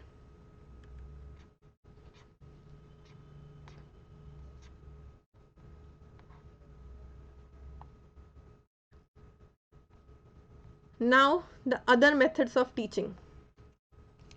देखिए, अभी तक मैंने आपको जो भी मेथड्स पढ़ाए हैं वो सबसे इम्पॉर्टेंट थे। असाइनमेंट, प्रोजेक्ट, ग्रुप डिस्कशन, ठीक है। ये जो लेक्चर मेथड, डेमोन्स्ट्रेशन, ये बहुत नॉर्मल है, बहुत कॉमन है, जो कि स्कूल की डेली की एक्टिविटीज़ में देखे जा सकते हैं। अब जो मैं आपको बताने वाली हूँ अदर मेथड्स, ये स्कूल में कम इस्तेमाल होते हैं। ये हायर लेवल लर्निंग के लिए, जब ग्रेजुएशन, पोस्ट ग्रेजुएशन चल रहा हो, या बच्चा कोई डिप्लोमा या कोई स्पेसिफिक प्रोफेशनल कोर्स कर रहा हो, कोई ट्रेनिंग कोर्स में पार्टिसिपेट कर रहा हो, तब ये मेथड ज़्यादा इस्तेमाल होते हैं। तो देखिए, क्वेश्चन आने का ज़्यादा चांस रहेगा वो स्कूल लेवल वाले मेथड से। फिर भी हम ये मेथड्स भी पढ़ेंगे क्योंकि भरोसा नहीं है, क्वेश्चन कहीं से भी आ जाता है, so we should cover everything, ठीक है। सबसे पहले लेक्चर और टॉक दोनों की साथ में बात करते हैं। देखो, लेक्चर आपको जैसे कि पता है, क्लास में खड़े होकर बैठ के या फिर यहाँ पे पीपीटी के थ्रू, वीडियो लेक्चर में किसी भी तरीके से बस कंटेंट को एक्सप्लेन करना है। आप पीपीटी के थ्रू एक्सप्लेन करें, आप ब्लैक बोर्ड के थ्रू एक्सप्लेन करें, मेन चीज़ है ओरल कम्युनिकेशन। ओरली कम्युनिकेट करके बच्चों को टॉपिक को एक्सप्लेन करना, दैट इज लेक्चर। लेक्चर और टॉक का मैं आपको फ़र्क बताती हूँ। लेक्चर का इस्तेमाल तब किया जाता है जब ऑडियंस यानी कि स्टूडेंट्स काफ़ी सारे हों, और लेक्चर में स्ट्रिक्टली वन वे कम्युनिकेशन रहता है। ज़्यादातर फीडबैक वगैरह के चांसेस बहुत कम होते हैं, बच्चों के क्वेश्चन पूछने के चांसेस बहुत कम होते हैं। टॉक में कंपैरेटिवली थोड़ा बहुत डिस्कशन अलाउड होता है, बच्चों से फीडबैक लिया जाता है, ठीक है, और बच्चों के साथ थोड़ा बहुत इंटरैक्ट भी किया जाता है। लेकिन जब इंटरैक्शन करना हो तो बहुत बड़े ग्रुप के साथ इंटरैक्ट नहीं किया जा सकता, इसीलिए जब ऑडियंस थोड़ी छोटी हो, स्टूडेंट्स थोड़े कम हो, तब टॉक का इस्तेमाल होगा। दोनों में मेन फ़र्क क्या है? लेक्चर बिल्कुल ही वन वे है, और टॉक जो है वो फिर भी थोड़ा बहुत, प्योरली डिस्कशन नहीं है, याद रखना, पूरा डिस्कशन नहीं हो रहा है, थोड़ा बहुत बीच बीच में बच्चों से फीडबैक लेना या उनसे क्वेश्चंस वगैरह सॉरी, बच्चों के क्वेश्चंस को आंसर कर देना, थोड़ा बहुत ये सब चीज़ें टॉक में चल जाती हैं। सो लेक्चर मेथड को कब अडॉप्ट करना चाहिए? जब स्टूडेंट्स बहुत ज़्यादा हैं, टाइम बहुत कम है, टॉपिक बिल्कुल नया है, बच्चों ने पहले कभी पढ़ा हुआ नहीं है, और जो रिसोर्स पर्सन है या जो टीचर है वो एक्सपर्ट है उस टॉपिक का, तो उस पर्टिकुलर एक्सपर्ट की सारी नॉलेज लेने की कोशिश करनी चाहिए, बैठ के सुनना चाहिए है। बट वही है, डिसएडवांटेज क्या होगा लेक्चर का, कि भाई कोई एनालिटिकल, कोई क्रिएटिव एबिलिटी डेवलप नहीं होगी। बहुत चांस है कि बच्चे जो है सेमिनार हॉल में बैठ के लेक्चर वगैरह सुनते हैं, सो जाते हैं। सो ऐसे केसेस में जो है लेक्चर ज़्यादा यूज़फुल नहीं रहेगा, जहाँ पर आप बच्चे को क्रिएटिव बनाना चाहते हैं या उसके अंदर प्रॉब्लम सॉल्विंग एबिलिटी डेवलप करना चाहते हैं। टॉक वहाँ पर इस्तेमाल होना चाहिए है जब टॉपिक नया है, टीचर एक्सपर्ट है उस टॉपिक का, बच्चों को पूरी नॉलेज नहीं है लेकिन थोड़ा बहुत आइडिया है, तो थोड़ा बहुत उनसे बातचीत कर लेनी चाहिए है, उनके क्वेश्चंस को आंसर कर देना चाहिए है, सो दैट बच्चों को क्लैरिटी रहे। अगर सिर्फ और सिर्फ टीचर बोलता जा रहा है और स्टूडेंट के जो भी डाउट्स हैं उनको इग्नोर किया जा रहा है, तो क्लैरिटी कैसे होगी? सो डाउट क्लैरिफिकेशन के लिए टॉक जो है वो अच्छा तरीका है। फिर बात करते हैं डेमोन्स्ट्रेशन और डिस्कशन, ये दोनों हमने पढ़ लिए हैं, तो डेमोन्स्ट्रेशन और डिस्कशन को मैं यहाँ पे रिपीट नहीं कर रही हूँ, जस्ट पहले हमने पढ़े हैं। Coming to case study, role playing and simulation, इन तीनों को ध्यान से देखिए क्या डिफरेंस है। सबसे पहले केस स्टडी की बात करते हैं। केस स्टडी में क्या होता है, रियलिस्टिक सीक्वेंस ऑफ इवेंट्स या रियलिस्टिक केसेस दिए जाते हैं स्टूडेंट्स को सॉल्व करने के लिए। ये ज़्यादातर होता है मैनेजमेंट क्लासेस में, हायर लेवल पे, बीबीए, बीकॉम, एमबीए, एमकॉम वगैरह में। क्यों, क्या फ़ायदा है? देखो, कुछ चीज़ें ऐसी होती हैं जिसमें बच्चों को एनालाइज करना सिखाना है तो उनको रियलिस्टिक इवेंट्स ही देने पड़ेंगे। इससे बच्चों को आइडिया लगेगा कि जब वो कल को जॉब करने जाएंगे तो उनके सामने क्या क्या सिचुएशन आ सकती है। और ये वाली जो केस स्टडी वाली टेक्निक है सिर्फ पढ़ाई के टाइम पे नहीं, जब आप जॉब कर रहे होते हैं तब भी आपको ट्रेनिंग देने के लिए इन मेथड्स का इस्तेमाल किया जा सकता है, इनफैक्ट इन सारे ही मेथड्स का। सो केस स्टडी में रियलिस्टिक सिचुएशंस दी जाती हैं। वो सिचुएशन ऐसी होनी चाहिए जो कि बच्चों के लिए चैलेंजिंग हो। ऐसा नहीं कि उनका आंसर पहले से फिक्स्ड है या पता है, नहीं, it should be challenging enough जिससे बच्चों के अलग अलग व्यू पॉइंट निकल के आए। आपको सोच देखनी है सामने वाले की कि वो किस तरीके से, स्टूडेंट्स जो है वो किस तरीके से एनालाइज कर रहे हैं सिचुएशन को, कैसे हैंडल कर रहे हैं वो उस सिचुएशन को। सो केस स्टडी का फ़ायदा ये है कि रियलिस्टिक इवेंट्स के बारे में पता चलता है, बच्चे की एनालिटिकल एबिलिटीज़ का डेवलपमेंट होता है। प्रॉब्लम ये है केस स्टडीज़ डेवलप करना अपने आप में डिफ़िकल्ट काम है, प्लस ये बहुत ज़्यादा टाइम टेकिंग भी हो सकता है। रोल प्लेइंग क्या है? रोल प्लेइंग का ज़्यादातर इस्तेमाल होता है इंग्लिश वगैरह की क्लासेस में जहाँ ड्रामा पढ़ाए जाते हैं। ड्रामास को याद रखना, डायलॉग्स को याद रखना बहुत डिफिकल्ट होता है, तो बच्चों को अलग अलग रोल दे दो करने के लिए, और फिर जब वो खुद की डायलॉग डिलीवरी करेंगे तो उनको चीज़ें याद रहेंगी। हालांकि मैनेजमेंट में भी, कॉर्पोरेट में, बिजनेस में आगे चल के भी रोल प्लेइंग हो सकती है। फॉर एग्जाम्पल, आप कोई जॉब करते थे और आपको प्रमोशन मिलना है मार्केटिंग हेड के तौर पे, तो आपको कोई मार्केटिंग सिचुएशन दे दी गई और उसमें आपको कोई पर्टिकुलर रोल प्ले करने को बोला गया। सो बेसिकली मैनेजमेंट वगैरह में भी रोल प्लेइंग काम आ सकती है और ड्रामाज वगैरह में भी। रोल प्लेइंग के जो है फ़ायदे ये हैं कि आप जो है जब कोई रोल निभा रहे हो तो सिर्फ आप अपनी बात पे फोकस नहीं कर रहे हो, दूसरे की भी सुन रहे हो। अगर मेरे को ड्रामा में कोई रोल मिला है तो मैं अपनी बात बोलूँगी, लेकिन उससे पहले मैं सामने वाला जो पर्सन है उसे भी कोई रोल मिला होगा उसका डायलॉग भी सुनूंगी। सो बेसिकली रोल प्लेइंग में हम सिर्फ और सिर्फ अपने रोल पे फोकस नहीं करते हैं, हमारे साथ जो पूरा ग्रुप होता है उसमें बाकी लोगों के जो रोल्स होते हैं उनको भी सुनते और समझते हैं। ठीक है, रोल प्लेइंग में फ़ायदा ये है कि चीज़ें लॉन्गर टर्म तक हमें जो है याद रह जाती है, रिटेन रह जाती हैं, हम बेहतर तरीके से चीज़ों को समझ सकते हैं, प्लस हमें एक्सपीरियंस मिल जाता है। डिसएडवांटेजेस क्या होंगी? डिसएडवांटेज सबसे ज़्यादा यहाँ पे ये होगी कि एक एक पर्सन को स्पेसिफिक रोल डिस्ट्रीब्यूट करना, पूरे ड्रामाज या प्लेज ऑर्गेनाइज कराना, दिस इज़ वेरी डिफ़िकल्ट। साइम्युलेशन, देखो साइम्युलेशन में क्या होता है, रियल लाइफ इवेंट या रियल लाइफ सिचुएशन की डुप्लीकेट कॉपी क्रिएट की जाती है। और ऐसा क्यों किया जाता है? ऐसा इसलिए किया जाता है जब ये पॉसिबल नहीं हो कि बच्चे को, स्टूडेंट को थ्योरी पढ़ा के डायरेक्टली जो है एक्सपेरिमेंट करने के लिए भेज दिया जाए रियल लाइफ चीज़ के ऊपर। फॉर एग्जांपल डॉक्टर है, डॉक्टर बन गए, तो डॉक्टर को सीधे जो है ऑपरेशन करने भेज देते हैं कि हाँ भाई जाओ, आपने थ्योरी पढ़ ली, एमबीबीएस कर लिया, अब आप जाओ और किसी मरीज का ऑपरेशन कर दो। नहीं, पहले डेड बॉडीज़ पे जो है उनको ऑपरेशन करना, सर्जरीज करना सिखाते हैं।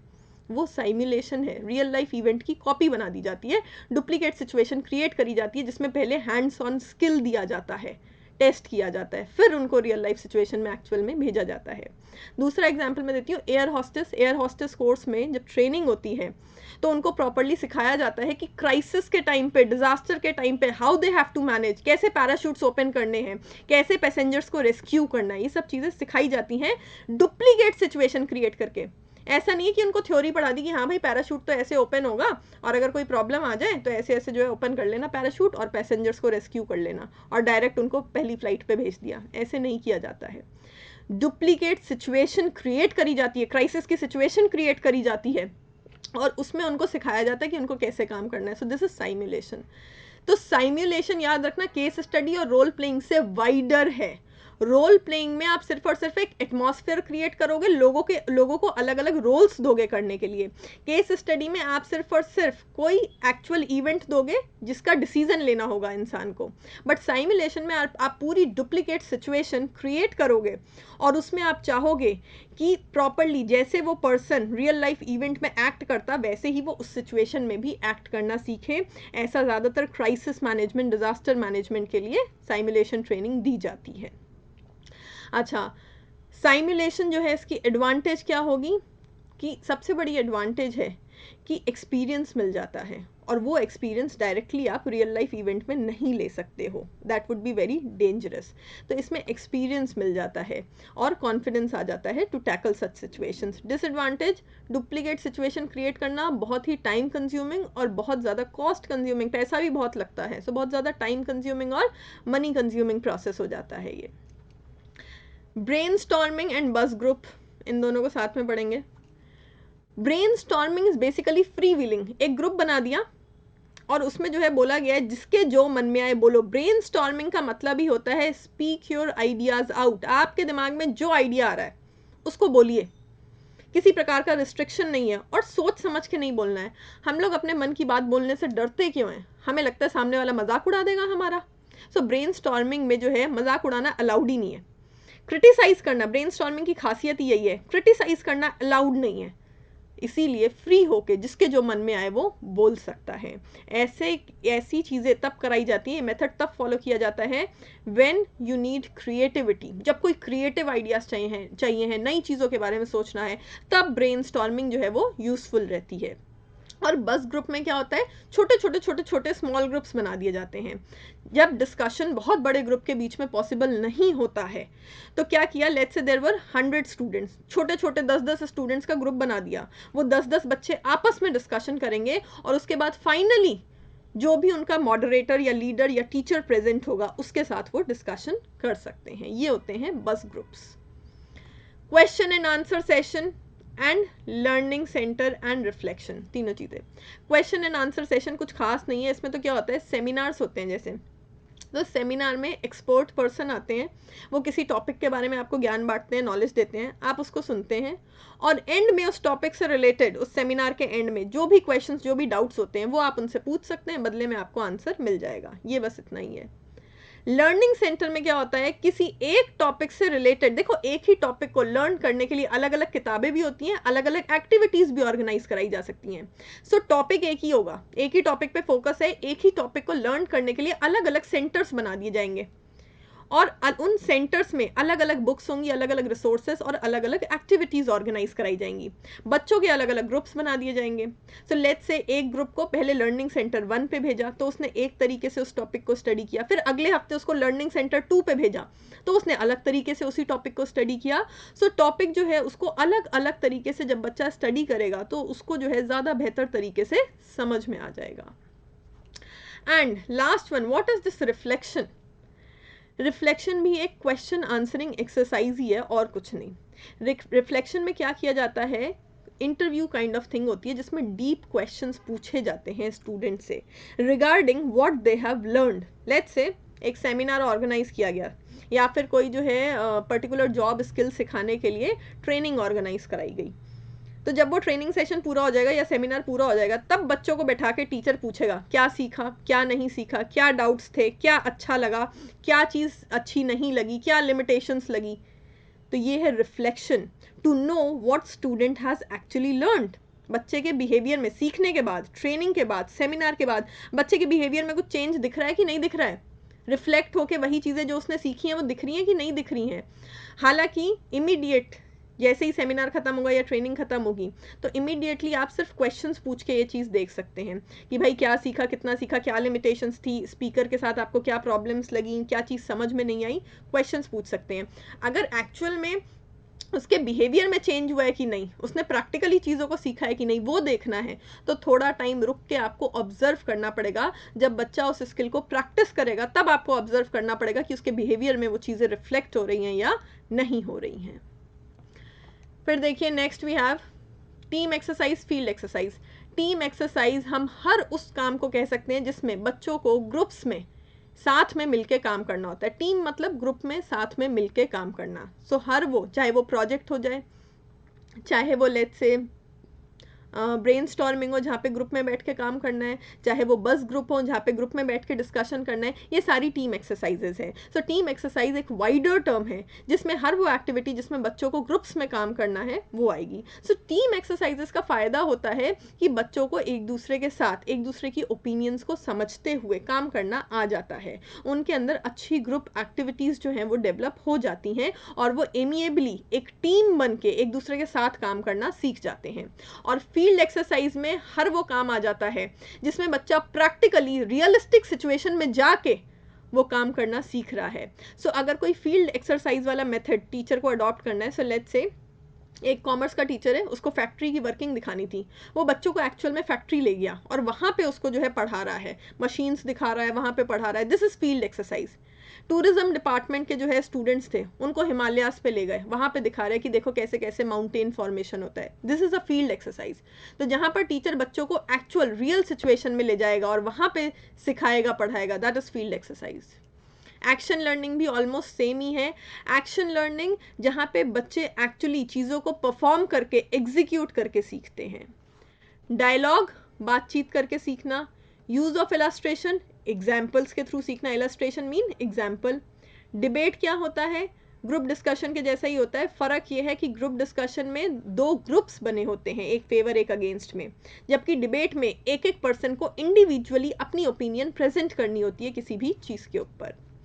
कंटेंट एनालिसिस, कंटेंट एनालिसिस में क्या होता है, जो कंटेंट है, जो टॉपिक है, उसको जो है ठीक तरीके से एनालाइज कौन करेगा? टीचर नहीं, टीचर बच्चों को सिखाएगा कि किस तरीके से कंटेंट को ठीक तरीके से एनालाइज करना है। लेट्स से मैंने जब जो है स्टार्ट किया था एक कोर्स, तो स्टार्टिंग में आपने देखा होगा कि मैंने आपको सिलेबस डिस्क्राइब किया था, जिसमें मैंने बताया था कि किस टॉपिक से, किस कंटेंट से किस तरीके के क्वेश्चंस एग्जाम में आएंगे। So that was content analysis. इसके अलावा मैंने आपको ये भी बताया था कि अगर आपको प्रिपरेशन स्टार्ट करनी है तो सबसे पहले आप प्रीवियस ईयर पेपर के क्वेश्चंस देखिए, सबसे पहले वेटेज निकालो, किस टॉपिक से ज़्यादा क्वेश्चन आ रहे हैं, किससे कम क्वेश्चन आ रहे हैं, फिर एक टॉपिक के अंदर भी किस सब टॉपिक से क्वेश्चन आ रहे हैं। तो ये क्या सिखा रही थी मैं आपको? कंटेंट एनालिसिस करना। स्टूडेंट को अगर कंटेंट एनालिसिस करना आ जाएगा तो वो ईजिली उस चीज़ को पढ़ पाएगा। Next we have concept mapping. Mapping का मतलब क्या होता है? लाइन बाय लाइन या स्टेप बाय स्टेप चीज़ों को लिंक करके स्टडी करना। हमारे यहाँ बहुत सारे टॉपिक्स ऐसे होते हैं जो आइसोलेटेड फॉर्म में अलग थलग नहीं पढ़े जा सकते हैं, उनको एक दूसरे से रिलेट करके पढ़ना होता है। So that is mapping, concept mapping. For example, economics में जब हम इक्विलिब्रियम पढ़ते हैं तो डायरेक्ट इक्विलिब्रियम नहीं पढ़ते हैं, पहले हमें डिमांड पढ़ाया जाता है, फिर हमें सप्लाई पढ़ाया जाता है, फिर हमें जो है दोनों को मिला के इक्विलिब्रियम निकालना सिखाया जाता है। So that is concept mapping, linking the topics, relating them. तब जा एक एक टॉपिक को इंडिविजुअली पहले एक्सप्लेन करो और फिर उनको रिलेट करके पूरा कंसेप्ट बच्चों को सिखाइए। एग्जाम में एक वर्ड आया हुआ है, कंसेप्ट मैपिंग है यहाँ पे, तो वर्ड आया हुआ है mind mapping. So mind mapping शब्द इसलिए है क्योंकि आप ये जो कंसेप्ट मैपिंग करेंगे that is through your mind. आप अपने दिमाग से सोच के, अपने थॉट प्रोसेस के थ्रू ही टॉपिक्स को लिंक करके स्टडी कर सकते हैं। And the last one we have outdoor lessons. Outdoor lesson का मतलब बाहर पार्क में बैठ के पढ़ना बिल्कुल नहीं है। आउटडोर लेसन का मतलब है स्टूडेंट्स को आउटडोर एक्टिविटीज़ में इन्वॉल्व करके पढ़ाना, kind of field exercise. School से बाहर, कॉलेज से बाहर आउटडोर में ले जाके उनको जो है एक्चुअल चीज़ें दिखा के उनको स्टडी करने की, पढ़ाने की कोशिश करना। सो बेसिकली ये जो सारे मैंने अदर मेथड्स पढ़ाए हैं ये बहुत ज़्यादा जो है इम्पॉर्टेंट नहीं है, लेकिन इनको छोड़ना भी नहीं है, ठीक है। क्योंकि क्या होगा, अगर आपके पास कोई पर्टिकुलर फैक्टर आ जाता है कि बताओ ये वाला फैक्टर कौन से मेथड में पाया जाता है, आपके सामने ऑप्शन में 4 मेथड होंगे, आपको अच्छी तरीके से उनका डिफरेंस पता होगा तब आप आंसर कर पाएंगे। फॉर एग्जांपल लेक्चर और टॉक सिमिलर से थे जिनका डिफरेंस हमने पढ़ा। Case study, role playing, simulation, ये भी थोड़े सिमिलर से लगते हैं बट अलग अलग हैं। ब्रेन स्टॉर्मिंग, बस सेशन अलग अलग हैं। सो बेसिकली आपको बस ये क्लियर होना चाहिए है कि कौन से मेथड में क्या कराया जा रहा है, कौन सा मेथड कहाँ सूटेबल होगा। एडवांटेज डिसएडवांटेज याद नहीं करनी है, हमने बातों बातों में डिस्कस करी है, उसको लाइन बाय लाइन याद नहीं करना है। ये मैं आपको बार बार बोल रही हूँ क्योंकि बच्चे क्या करते हैं, एडवांटेज डिसएडवांटेज ऐसी चीज़ें याद करने बैठ जाते हैं एग्जाम के लिए। पहली बात तो डायरेक्ट क्वेश्चन एडवांटेज डिसएडवांटेज के ऊपर आना ना के बराबर चांस है। सदियों में एक बार कभी आता है तो आता है, नहीं तो नहीं आता है। सेकेंड थिंग, मैंने क्या बोला, अभी मैं यहाँ बैठे बैठे चाहूँ तो मैं किसी इनमें से किसी भी एक को आप अगर उठा लो, मैं उसकी 10 एडवांटेज बता दूँ, 10 डिसएडवांटेज बता दूँ, लेकिन क्या जो मैं बताऊँगी लाइन बाय लाइन एग्जैक्टली वही शब्द लिखे हुए आ जाएंगे एग्जाम में? नहीं। सो आपको कंसेप्ट को समझना है, डिफरेंसेस को समझना है। अगर आप ये चीज़ समझ लेंगे तो अपने आप एडवांटेज डिसएडवांटेज जो कि एग्जाम में दे रखी होगी उसको आइडेंटिफाई कर पाएंगे। रटी रटाई एडवांटेज डिसएडवांटेज नहीं आएगी। सो कंसेप्ट को समझना है हमको, that is most important for us. For example, अब मैं आपको थोड़े बहुत क्वेश्चन की फॉर्म में समझाती हूँ। अगर क्वेश्चन आ जाए कि जो इक्विपमेंट है, जो डिवाइसेस हैं, वो बहुत ही कॉस्टली हैं या उनसे एक्सीडेंट होने का डर रहता है और डायरेक्टली उन पर ट्रेनिंग नहीं दी जा सकती है, तो कौन सा मेथड यूज़ करना चाहिए? साइम्युलेशन। भाई जो इक्विपमेंट है वो बहुत ही कॉस्टली है, अगर एक नौसिखिया इंसान डायरेक्टली उसको नए इक्विपमेंट पे ट्रेनिंग दे दो तो वो तो हो सकता है इक्विपमेंट ही ख़राब कर दे। सो इक्विपमेंट बहुत कॉस्टली है और उस पर एक्सीडेंट होने का भी डर रहता है जिससे इंजरी हो सकती है। तो ऐसे केस में आप डायरेक्टली किसी नई मशीन पे या किसी नए इक्विपमेंट पे काम करना नहीं सिखा सकते, आपको डुप्लीकेट मशीन लानी पड़ेगी या फिर उसका मॉडल बनाना पड़ेगा, डुप्लीकेट सिचुएशन क्रिएट करने पड़ेगी। सो साइम्युलेशन। क्राइसिस मैनेजमेंट, डिजास्टर मैनेजमेंट करना सिखाना हो तो कौन सा मेथड? साइम्युलेशन। हम एक्चुअल डिजास्टर में थोड़ी जाकर ट्रायल कराएंगे कि हाँ भाई डिजास्टर आ गया, तुम्हें जो थ्योरी पढ़ाई थी जाओ अब ट्रायल करो, उसको इम्प्लीमेंट करो। नहीं, आपको पहले से ही डुप्लीकेट सिचुएशन क्रिएट करके वो चीज़ें सिखानी पड़ेंगी। अगर एनालिसिस करना सिखाना है स्पेशली कॉर्पोरेट इवेंट्स का तो केस स्टडी। अगर जो है जॉब स्पेसिफिक स्किल्स सिखाने हैं तो डिमॉन्स्ट्रेशन। अगर जो है बहुत कम टाइम है और टॉपिक बहुत ज़्यादा है और नया टॉपिक है, स्टूडेंट्स को उसकी कोई नॉलेज भी नहीं है और ऐसा कोई टॉपिक स्टडी कराना है तो लेक्चर। अगर जो है बच्चों को एक्चुअल एक्सपीरियंस कराना है सिचुएशन का तो फील्ड एक्सरसाइज या आउटडोर लेसन्स वगैरह काम आ सकते हैं। सो बेसिकली कहने का मतलब ये है कि आपको यहाँ पे हर एक मेथड जो है उसका डिफरेंस दूसरे से पता होना चाहिए है। दो सिमिलर से लगने वाले मेथड्स को आपके दिमाग में अब क्लैरिटी होनी चाहिए है, क्लियर होना चाहिए कि उनके बीच में डिफरेंस जो है वो क्या है। कंफ्यूज नहीं होना है, कंसेप्चुअल क्लैरिटी रखनी है बस दिमाग में। बाकी एडवांटेज डिसएडवांटेज वो सिर्फ एक बारी रीड करना है या फिर हमने अभी डिस्कस किया था उतना भी काफ़ी होता है, बस कंसेप्ट की क्लैरिटी होनी चाहिए, that is most important. Moving on to next slide.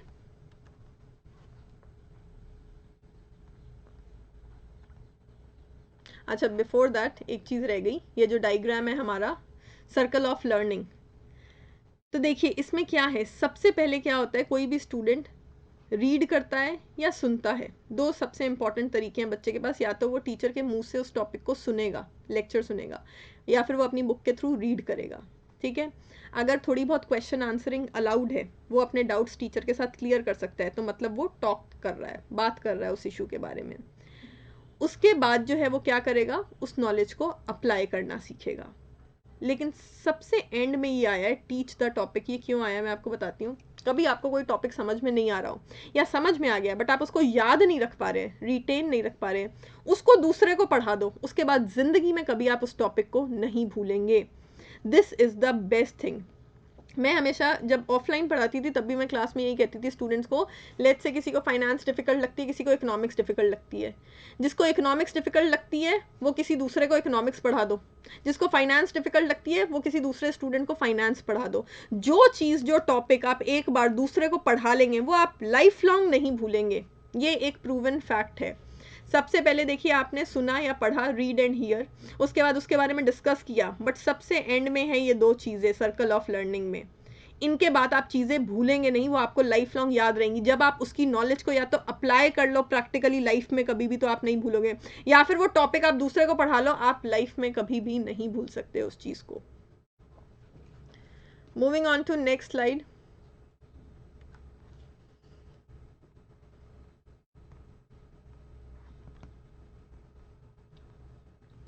Categorisation of teaching topics unimportant topic है, ज़्यादा रेलिवेंट नहीं है आपके एग्जाम के लिए, इसमें कुछ भी नहीं है। जो टॉपिक्स जो मेथड्स मैं ऑलरेडी डिस्कस कर चुकी हूँ, बस मैंने उनको यहाँ पे क्या किया है, कैटेगराइज कर दिया है कि लेट्स से अगर पूछा जाता है कि कौन कौन से टेक्निक्स हैं या कौन कौन से मेथड्स हैं जिनके थ्रू इन्फॉर्मेशन प्रोवाइड करी जा सकती है, तो भाई किसी के बारे में इन्फॉर्मेशन चाहिए तो इंटरव्यू ले सकते हैं, या किसी जगह के बारे में इन्फॉर्मेशन चाहिए तो बच्चों को उस जगह पे लेके जा सकते हैं, फील्ड ट्रिप। ठीक है, या फिर कोई नया टॉपिक हो जिसके बारे में टीचर को नॉलेज नहीं है तो गेस्ट स्पीकर्स बुलाए जा सकते हैं, सेमिनार्स वगैरह में जैसे बुलाते हैं। क्रिटिकल थिंकिंग, तो फोरम या पैनल, ये क्या होते हैं फोरम या panel? It is a place for discussion, जिसमें ग्रुप्स में लोग आते हैं, अपना अपना व्यू पॉइंट डिस्कस कर सकते हैं, बोल सकते हैं। तो जब हम अपने व्यू पॉइंट के साथ साथ दूसरे का भी व्यू पॉइंट सुनते हैं, समझते हैं, तो हमारे अंदर क्रिटिकल थिंकिंग पैदा होती है। और डिबेट में भी वही होता है, कोई अगेंस्ट में बोलेगा, कोई फेवर में बोलेगा, क्रिटिकल थिंकिंग डेवलप होगी। एक्सपीरियंशियल टेक्निक कौन सी होती है? देखो एक्सपीरियंस में सबसे बड़ी चीज़ होती है इमोशनल या अफेक्टिव। ठीक है, जब वो चीज़ें आपको बाय हार्ट समझ में आए, नॉट बाय माइंड। ठीक है, माइंड के थ्रू हम चीज़ों को समझ सकते हैं, बट इमोशनली हम चीज़ों को अप्लाई करना सीखते हैं, हमारे बिहेवियर में वो चीज़ें रिफ्लेक्ट होने लगती हैं, और ऐसा तब होता है जब हमें उस चीज़ का एक्सपीरियंस हो जाए। ड्राइंग, आपने एक बहुत अच्छा सीनिक व्यू कभी भी जो है एक्सपीरियंस किया था, आप उसको ड्रॉ कर सकते हैं। सो वहाँ पे ड्राइंग के through, drawing is also a technique, उसके थ्रू आपके इमोशंस निकल के आ सकते हैं। साइम्युलेटेड टीवी शोज़, ठीक है, आपने टीवी में कोई चीज़ देखी थी, उसकी डुप्लीकेट सिचुएशन आपने क्रिएट कर ली और फिर आप उस चीज़ को एक्सपीरियंस कर रहे हैं। लेट्स से आपने एक न्यूज़ शो देखा और आपको आगे जर्नलिज्म की फील्ड में जाना है, आप उस शो को जो है उस शो के जैसी डुप्लीकेट सिचुएशन क्रिएट कर लीजिए, साइम्युलेशन कर लीजिए और फिर एक्ट करने की कोशिश कीजिए, तो आपको एक्सपीरियंस हो जाएगा। क्वाइट मीटिंग, इसका मतलब ये नहीं कि मीटिंग में चुपचाप बैठे रहना है। जब हम मीटिंग्स में जाते हैं तो हमसे बहुत ज़्यादा अनुभवी और एक्सपीरियंस लोग भी वहाँ आते हैं, उनकी बातें सुन के भी हम बहुत कुछ एक्सपीरियंस करते हैं, सीखते हैं। रोल प्लेज, अगेन जो रोल हम प्ले करते हैं उसके बारे में हमें एक्सपीरियंस हो जाता है। सर्चिंग फॉर अजम्पशंस, अजम्पशंस का मतलब ये होता है एक ऐसी चीज़ जिसके बारे में हमें कन्फर्मिटी नहीं है, श्योरिटी नहीं है, उसके बारे में हम धारणाएं बना लेते हैं, ठीक है। सो कोई चीज़ ऐसी है जो मैंने अभी तक एक्सपीरियंस करी ही नहीं है, मैंने एक्सपीरियंस नहीं करी है, लेकिन कहीं ना कहीं वो इमेजिनरी सिचुएशन मेरे माइंड में है, तो जो सिचुएशन मेरे माइंड में है उसके अकॉर्डिंग मैं अजम्पशंस बना सकती हूँ। 3D क्रिएशंस, 3D मॉडल्स होते हैं, आपने देखा होगा। तो एक तो होते हैं 2D, for example black board पर मैंने कोई चीज़ बना के दिखा दी, कोई डायग्राम बना के दिखा दिया, वो होगा 2D।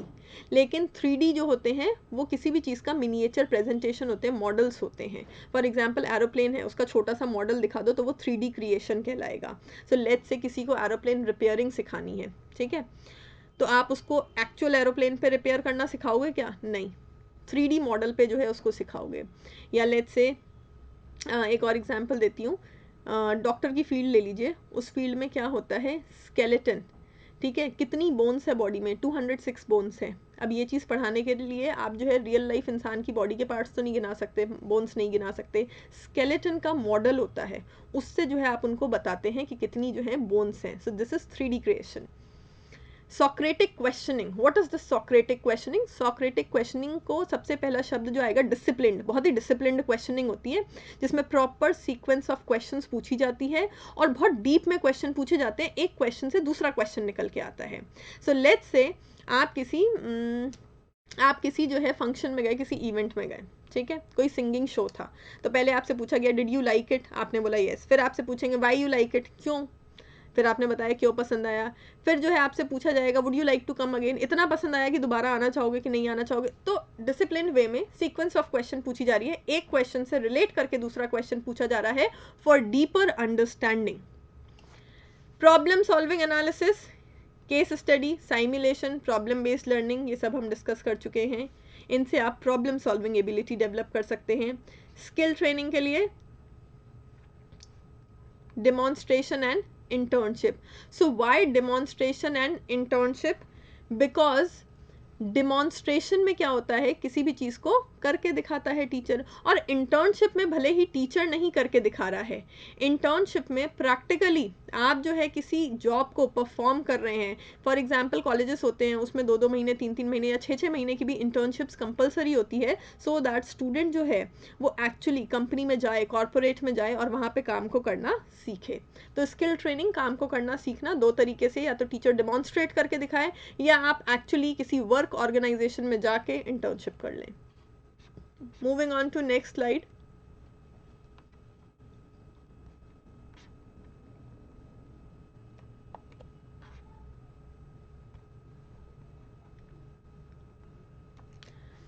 Next we have self directed learning, खुद से सीखना है, सेमिनार्स में और इंटर्नशिप में। सेमिनार आपको पता है वन वे कम्युनिकेशन है, एक्सपर्ट रिसोर्स पर्सन आएंगे, वो लेक्चर देंगे, आपको सुनना है, बट सीखना खुद से है, क्योंकि उसमें लेट्स से 100 to 200 स्टूडेंट्स अगर सेमिनार में बैठे हैं तो एक एक के क्वेश्चन को आंसर नहीं करेगा वो एक्सपर्ट रिसोर्स पर्सन, वो सिर्फ अपनी बात सुनाएगा, आपको सुनना है। सो सेल्फ डायरेक्टेड लर्निंग है, खुद से सीखो।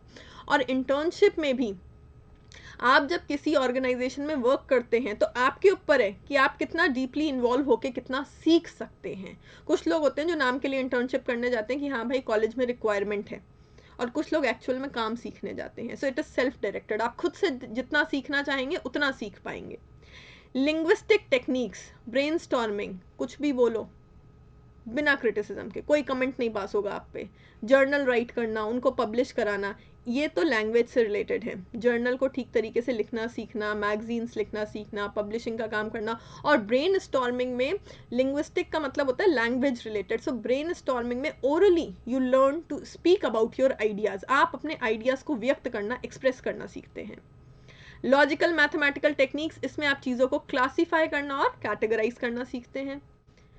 म्यूजिकल टेक्निक्स, डिस्कोग्राफीज, मूड म्यूजिक, ये डिस्कोग्राफी और कुछ नहीं होती है, डिस्कोग्राफी म्यूजिक मैगजीन्स वगैरह होती हैं। सो ये म्यूजिकल टेक्निक्स भी क्या कभी काम आती हैं? हाँ, माइंड को लाइट करने के लिए, खुद को रिफ्रेश करने के लिए, या जो लोग लिरिसिस्ट बनना चाहते हैं, कुछ लोग जो है म्यूजिकल फील्ड में जाना चाहते हैं, सिंगर वगैरह बनना चाहते हैं, उनके लिए ये चीज़ें भी काम आती है, ये टेक्निक्स भी काम आती है। Interpersonal and intrapersonal, there is a difference. Intra, जब भी इंट्रा शब्द है, इट इज INTRA, इंट्रा का मतलब होता है खुद से, दूसरा पर्सन इन्वॉल्व नहीं है। और जब वर्ड है इंटरपर्सनल, इंटर INTER, तो मतलब होता है you are involving the other person also. तो हमेशा याद रखो, जब भी वर्ड आए इंट्रा खुद से, इंटर दूसरे के साथ, किसी दूसरे को इन्वॉल्व करके। सो इंटरपर्सनल टेक्निक्स, पीयर शेयरिंग, आप अपने कुलीग से बहुत कुछ सीखते हैं, या जिन स्टूडेंट्स के साथ आप पढ़ते लिखते हैं, जो आपके क्लासमेट्स हैं, उनसे बहुत कुछ सीखते हैं। पीपल स्कल्पचर्स, स्कल्पचर तो क्या होता है, एक प्रकार की आइडल्स, मूर्ति, उनसे भी कुछ सीखते हैं क्या? हाँ।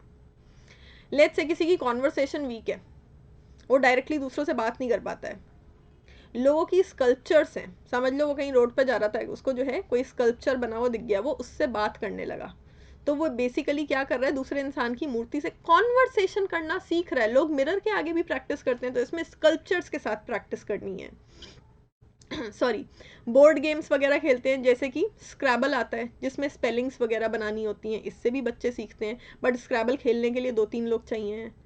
साइम्युलेशन अगेन हम पढ़ चुके हैं। थिंक, पेयर, शेयर, ये कुछ गेम्स होते हैं, कुछ एक्टिविटीज़ होती हैं, जिसमें जो है आप लोगों को सोच सोच के नई नई सिचुएशंस दी जाती हैं, फिर आपको बताना होता है सिमिलर सी सिचुएशंस कौन कौन सी हैं, उनको पेयर करना होता है, ठीक है। और फिर आपको शेयर करने होते हैं अपने आइडियाज़, अपने व्यूज़ उनके ऊपर दूसरों के साथ। इंटरपर्सनल टेक्निक में दूसरों का इन्वॉल्वमेंट ज़रूर होगा। बस ग्रुप्स हमने पढ़ा, इसमें भी छोटे छोटे ग्रुप्स में डिस्कशन होता है। बेस ग्रुप्स होते हैं परमानेंट ग्रुप्स, जैसे कि कई बार जो है ग्रुप्स बना दिए जाते हैं स्कूल्स में स्टार्टिंग ऑफ द ईयर में, और पूरे साल उन्हीं ग्रुप्स में बच्चों को काम करना होता है, प्रोजेक्ट्स करने होते हैं। डायड मतलब होता है 2 लोग, ट्रायड मतलब होता है 3 लोग। सो डायड्स एंड ट्रायड्स, 2-2, 3-3 लोगों के जो बहुत ही छोटे ग्रुप्स होते हैं, उनको डायड एंड ट्रायड बोलते हैं। ग्रुप डिस्कशन हमने पढ़ा, और ग्रुप में जो है प्रोजेक्ट्स भी किए जा सकते हैं। सो इंटरपर्सनल टेक्निक में बेसिकली मेजरली आप ग्रुप्स में काम करके दूसरों के साथ सीखते हैं चीज़ों को। और intrapersonal 1 minute reflection period, reflection period मतलब क्या है, सोचो समझो कि आपका खुद का बिहेवियर कैसा है। What does your behaviour reflect, खुद के बारे में सोचना है कि मेरे बिहेवियर से क्या निकल के आता है, मेरा बिहेवियर दूसरों को कैसे इम्पैक्ट करता होगा, मेरे बिहेवियर से मेरी पर्सनालिटी के बारे में लोग क्या परसेप्शन बनाते होंगे। सो बेसिकली इंट्रापर्सनल टेक्निक्स में होता है जब आप खुद के बारे में सोचते हैं, खुद के बिहेवियर के बारे में सोचते हैं, और उसको इम्प्रूव करने की कोशिश करते हैं, अपने बिहेवियर में बेटर चीज़ों को रिफ्लेक्ट करने की, चेंजेस लाने की कोशिश करते हैं। ये इतना इम्पॉर्टेंट नहीं है, ये जो कैटेगराइजेशन मैंने बताया, इसका ज़्यादा कोई आपके एग्ज़ाम से लेना देना नहीं है, बट फिर भी जब हम एक टॉपिक को पढ़ते हैं तो मेरी कोशिश होती है कि उससे related every possible thing cover करा दी जाए, बाकी ये ज़्यादा इम्पॉर्टेंट नहीं है।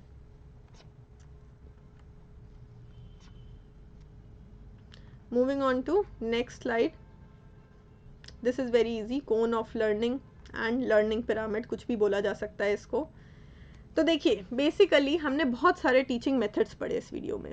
तो ये जो लर्निंग पिरामिड है, ये आपको बताता है कि सबसे ज़्यादा रिटेंशन और अंडरस्टैंडिंग कौन से वाले मेथड से होती है। सबसे बेकार लेक्चर, बहुत कम याद रहता है, जो सुना होता है बहुत कम याद रहता है उसका। रीडिंग से 10%।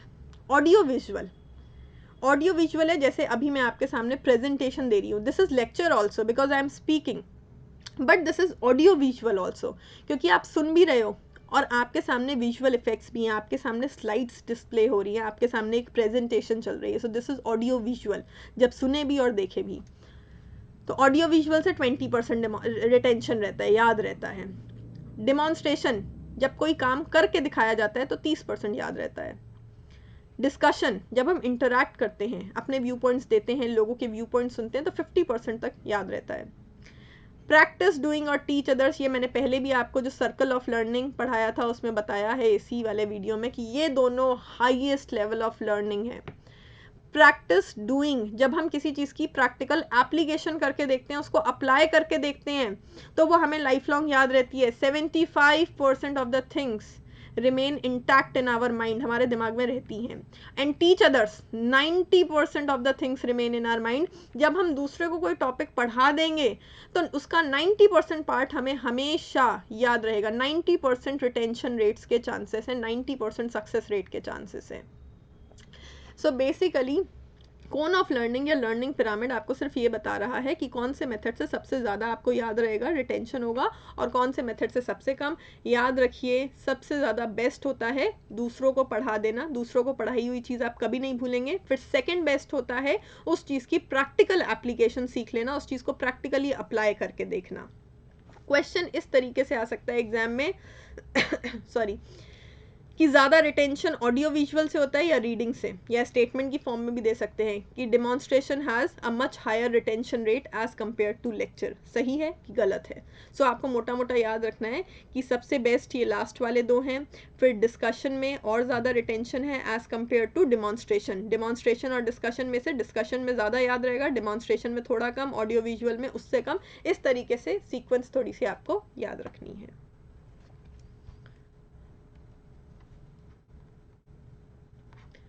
Moving on to next slide and starting with characteristics of modern teaching methods. देखिए, मैंने आपको स्टार्टिंग में दो क्लासिफिकेशन पढ़ाए, teacher centred and student centred. So teacher centred methods पहले चला करते थे, अब ज़्यादा फोकस जो है, स्पेशली हम ये भी नहीं कह सकते पहले चला करते थे, अभी भी चल रहे हैं, लेकिन जो लोअर क्लासेस होती हैं उसमें टीचर सेंटर्ड मेथड ज़्यादा चलता है। बट जब हम कॉलेज की बात करेंगे या 9th to 12th की बात करेंगे तो उन केसेस में आजकल ज़्यादा फोकस प्यूपिल सेंटर्ड टीचिंग मेथड्स पे है। तो ये जो मॉडर्न टीचिंग मेथड्स हैं, प्रोजेक्ट वर्क हो गया, इंडक्टिव मेथड हो गया, डेमोन्स्ट्रेशन हो गया, डिस्कशन हो गया, इनके क्या कैरेक्टरिस्टिक्स हैं? देखिए, सबसे पहली चीज़ लर्नर सेंटर्ड। वही टीचिंग मेथड अडॉप्ट करो which is according to the needs of your learner. पहले अपने स्टूडेंट के कैरेक्टरिस्टिक्स को समझिए, उसके बाद उसके अकॉर्डिंग जो एप्रोप्रिएट हो वही टीचिंग मेथड अडॉप्ट किया जाए। It should be focused on your learner. Task based और एक्टिविटी बेस्ड, आप कौन सा टॉपिक पढ़ा रहे हैं और आपका टास्क क्या है? आपको सिर्फ बोर्ड का एग्जाम पास कराना है या आप हमेशा के लिए बच्चे को लाइफ लॉन्ग वो चीज़ सिखाना चाहते हैं? So what is your task? उसके अकॉर्डिंग आप डिसाइड कीजिए कि आप कौन सी एक्टिविटीज़ क्लास में ऑर्गेनाइज करा के कौन सा मेथड अडॉप्ट करके बच्चे को पढ़ाएंगे। Resource based, now this is very important. Teacher के पास क्या क्या रिसोर्सेस हैं? Let's say I want to make animated videos to teach you, but मुझे स्कूल अथॉरिटीज़ ने इतनी रिसोर्सेस ही नहीं दे रखी है, क्लास में प्रोजेक्टर ही नहीं है, तो मैं कैसे उस तरीके से आपको पढ़ा सकती हूँ? सो बेसिकली प्रॉपर रिसोर्स होंगी टीचर के पास, तभी वो सही टीचिंग मेथड अडॉप्ट कर पाएगा। देन इंटरैक्टिव इन नेचर, हमेशा मेथड ऐसा होना चाहिए है जिसमें 2 वे कम्युनिकेशन हो, बच्चों से फीडबैक लिया जाए, उनके डाउट्स क्लियर किए जाए और उनको जो है क्लैरिफाई किया जाए regarding how to apply this skill in future. कैसे वो फ्यूचर में इस स्किल को अप्लाई कर सकते हैं, उसके रिगार्डिंग हर प्रकार का क्लैरिफिकेशन उनको देना चाहिए, उनसे बातचीत करके, इंटरैक्ट करके। अच्छा, दूसरी बात, जब वो इंटरैक्ट करेंगे क्लास में तो अपने आप इंटीग्रेशन होगा। इंटीग्रेटिव इन नेचर, भाई इंटीग्रेटिव के बहुत सारे मतलब है। पहला मतलब ये कि बच्चे साथ में सीखें, इंडिविजुअली नहीं। अगर कोई चीज़ एक बच्चे को समझ में नहीं आई, टीचर पढ़ा के चला गया, तो दूसरा बच्चा जिसे समझ में आई है वो अपने फेलो स्टूडेंट को पढ़ा सकता है। सो इंटीग्रेटिव। दूसरी चीज़, टॉपिक्स को सीक्वेंस में पढ़ाइए, वो प्रॉपरली आपस में कनेक्टेड होने चाहिए, क्योंकि जब तक बेस नहीं होगा और आपने हायर लेवल टॉपिक पढ़ा दिया तो वो समझ में नहीं आएगा। सो प्रॉपर सीक्वेंस में पढ़ाइए। और आप जितनी भी एक्टिविटीज़ के थ्रू पढ़ाएं, एक ही टॉपिक को अलग अलग एक्टिविटीज़, अलग अलग मेथड्स के थ्रू भी पढ़ाया जा सकता है। तो आप अगर एक ही टॉपिक पढ़ा रहे हैं और उसको अलग अलग एक्टिविटीज़, अलग अलग मेथड्स के थ्रू पढ़ा रहे हैं, सब में समझ में बच्चे को सेम चीज़ आनी चाहिए। ऐसा नहीं है कि मैं ऑफलाइन में पढ़ा रही हूँ तो मैं कुछ और पढ़ा रही हूँ, ऑनलाइन में पढ़ा रही हूँ तो सेम टॉपिक में मैं कुछ और पढ़ा रही हूँ। नहीं, टीचर कोई भी टीचिंग मेथड से पढ़ाए, अगर टॉपिक सेम पढ़ा रहा है तो वो जितनी भी एक्टिविटीज़ कंडक्ट करा रहा है, जितने भी टीचिंग मेथड्स के थ्रू पढ़ा रहा है, सबसे बच्चे को सेम चीज़ ही समझ में आनी चाहिए है। And the last one, peer collaboration. सिर्फ टीचर से बच्चा नहीं सीखता है, अपने पीयर्स, अपने फेलो स्टूडेंट्स या बड़े होकर अपने फेलो कुलीग्स के साथ काम करके बच्चा बहुत कुछ, स्टूडेंट बहुत कुछ सीखता है। सो कोलैबोरेट कीजिए, ग्रुप में काम करना सीखिए, टीम में काम करना सीखिए, दूसरों को अपने स्किल्स सिखाइए और दूसरों के जो स्किल्स हैं उनको सीखने की कोशिश कीजिए। सो बेसिकली इतना तो हम समझ गए हैं कि आजकल जो मॉडर्न टीचिंग मेथड्स हैं वही ज़्यादा इस्तेमाल हो रहे हैं। तो एग्ज़ाम में अगर क्वेश्चंस आते हैं तो हमारा इंक्लिनेशन थोड़ा मॉडर्न टीचिंग मेथड्स की ओर होना चाहिए। लेकिन अगेन ऐसा नहीं है कि लेक्चर वगैरह यूज़फुल नहीं है। मैंने आपको सिचुएशन बताई है कि भाई नया टॉपिक है, स्टूडेंट बहुत ज़्यादा है, तो लेक्चर भी काम आएगा। सो ऑब्वियसली हमारा आंसर सिचुएशन बेस्ड होना चाहिए है, बट फिर भी मॉडर्न टीचिंग मेथड्स जो हैं उनसे रिलेटेड क्वेश्चन आने का चांस ज़्यादा रहेगा। जैसे कि जो प्यूपल सेंटर्ड मेथड हमने पढ़े हैं, जो स्टूडेंट सेंटर्ड मेथड हमने पढ़े हैं, उनसे आने का चांस ज़्यादा रहेगा।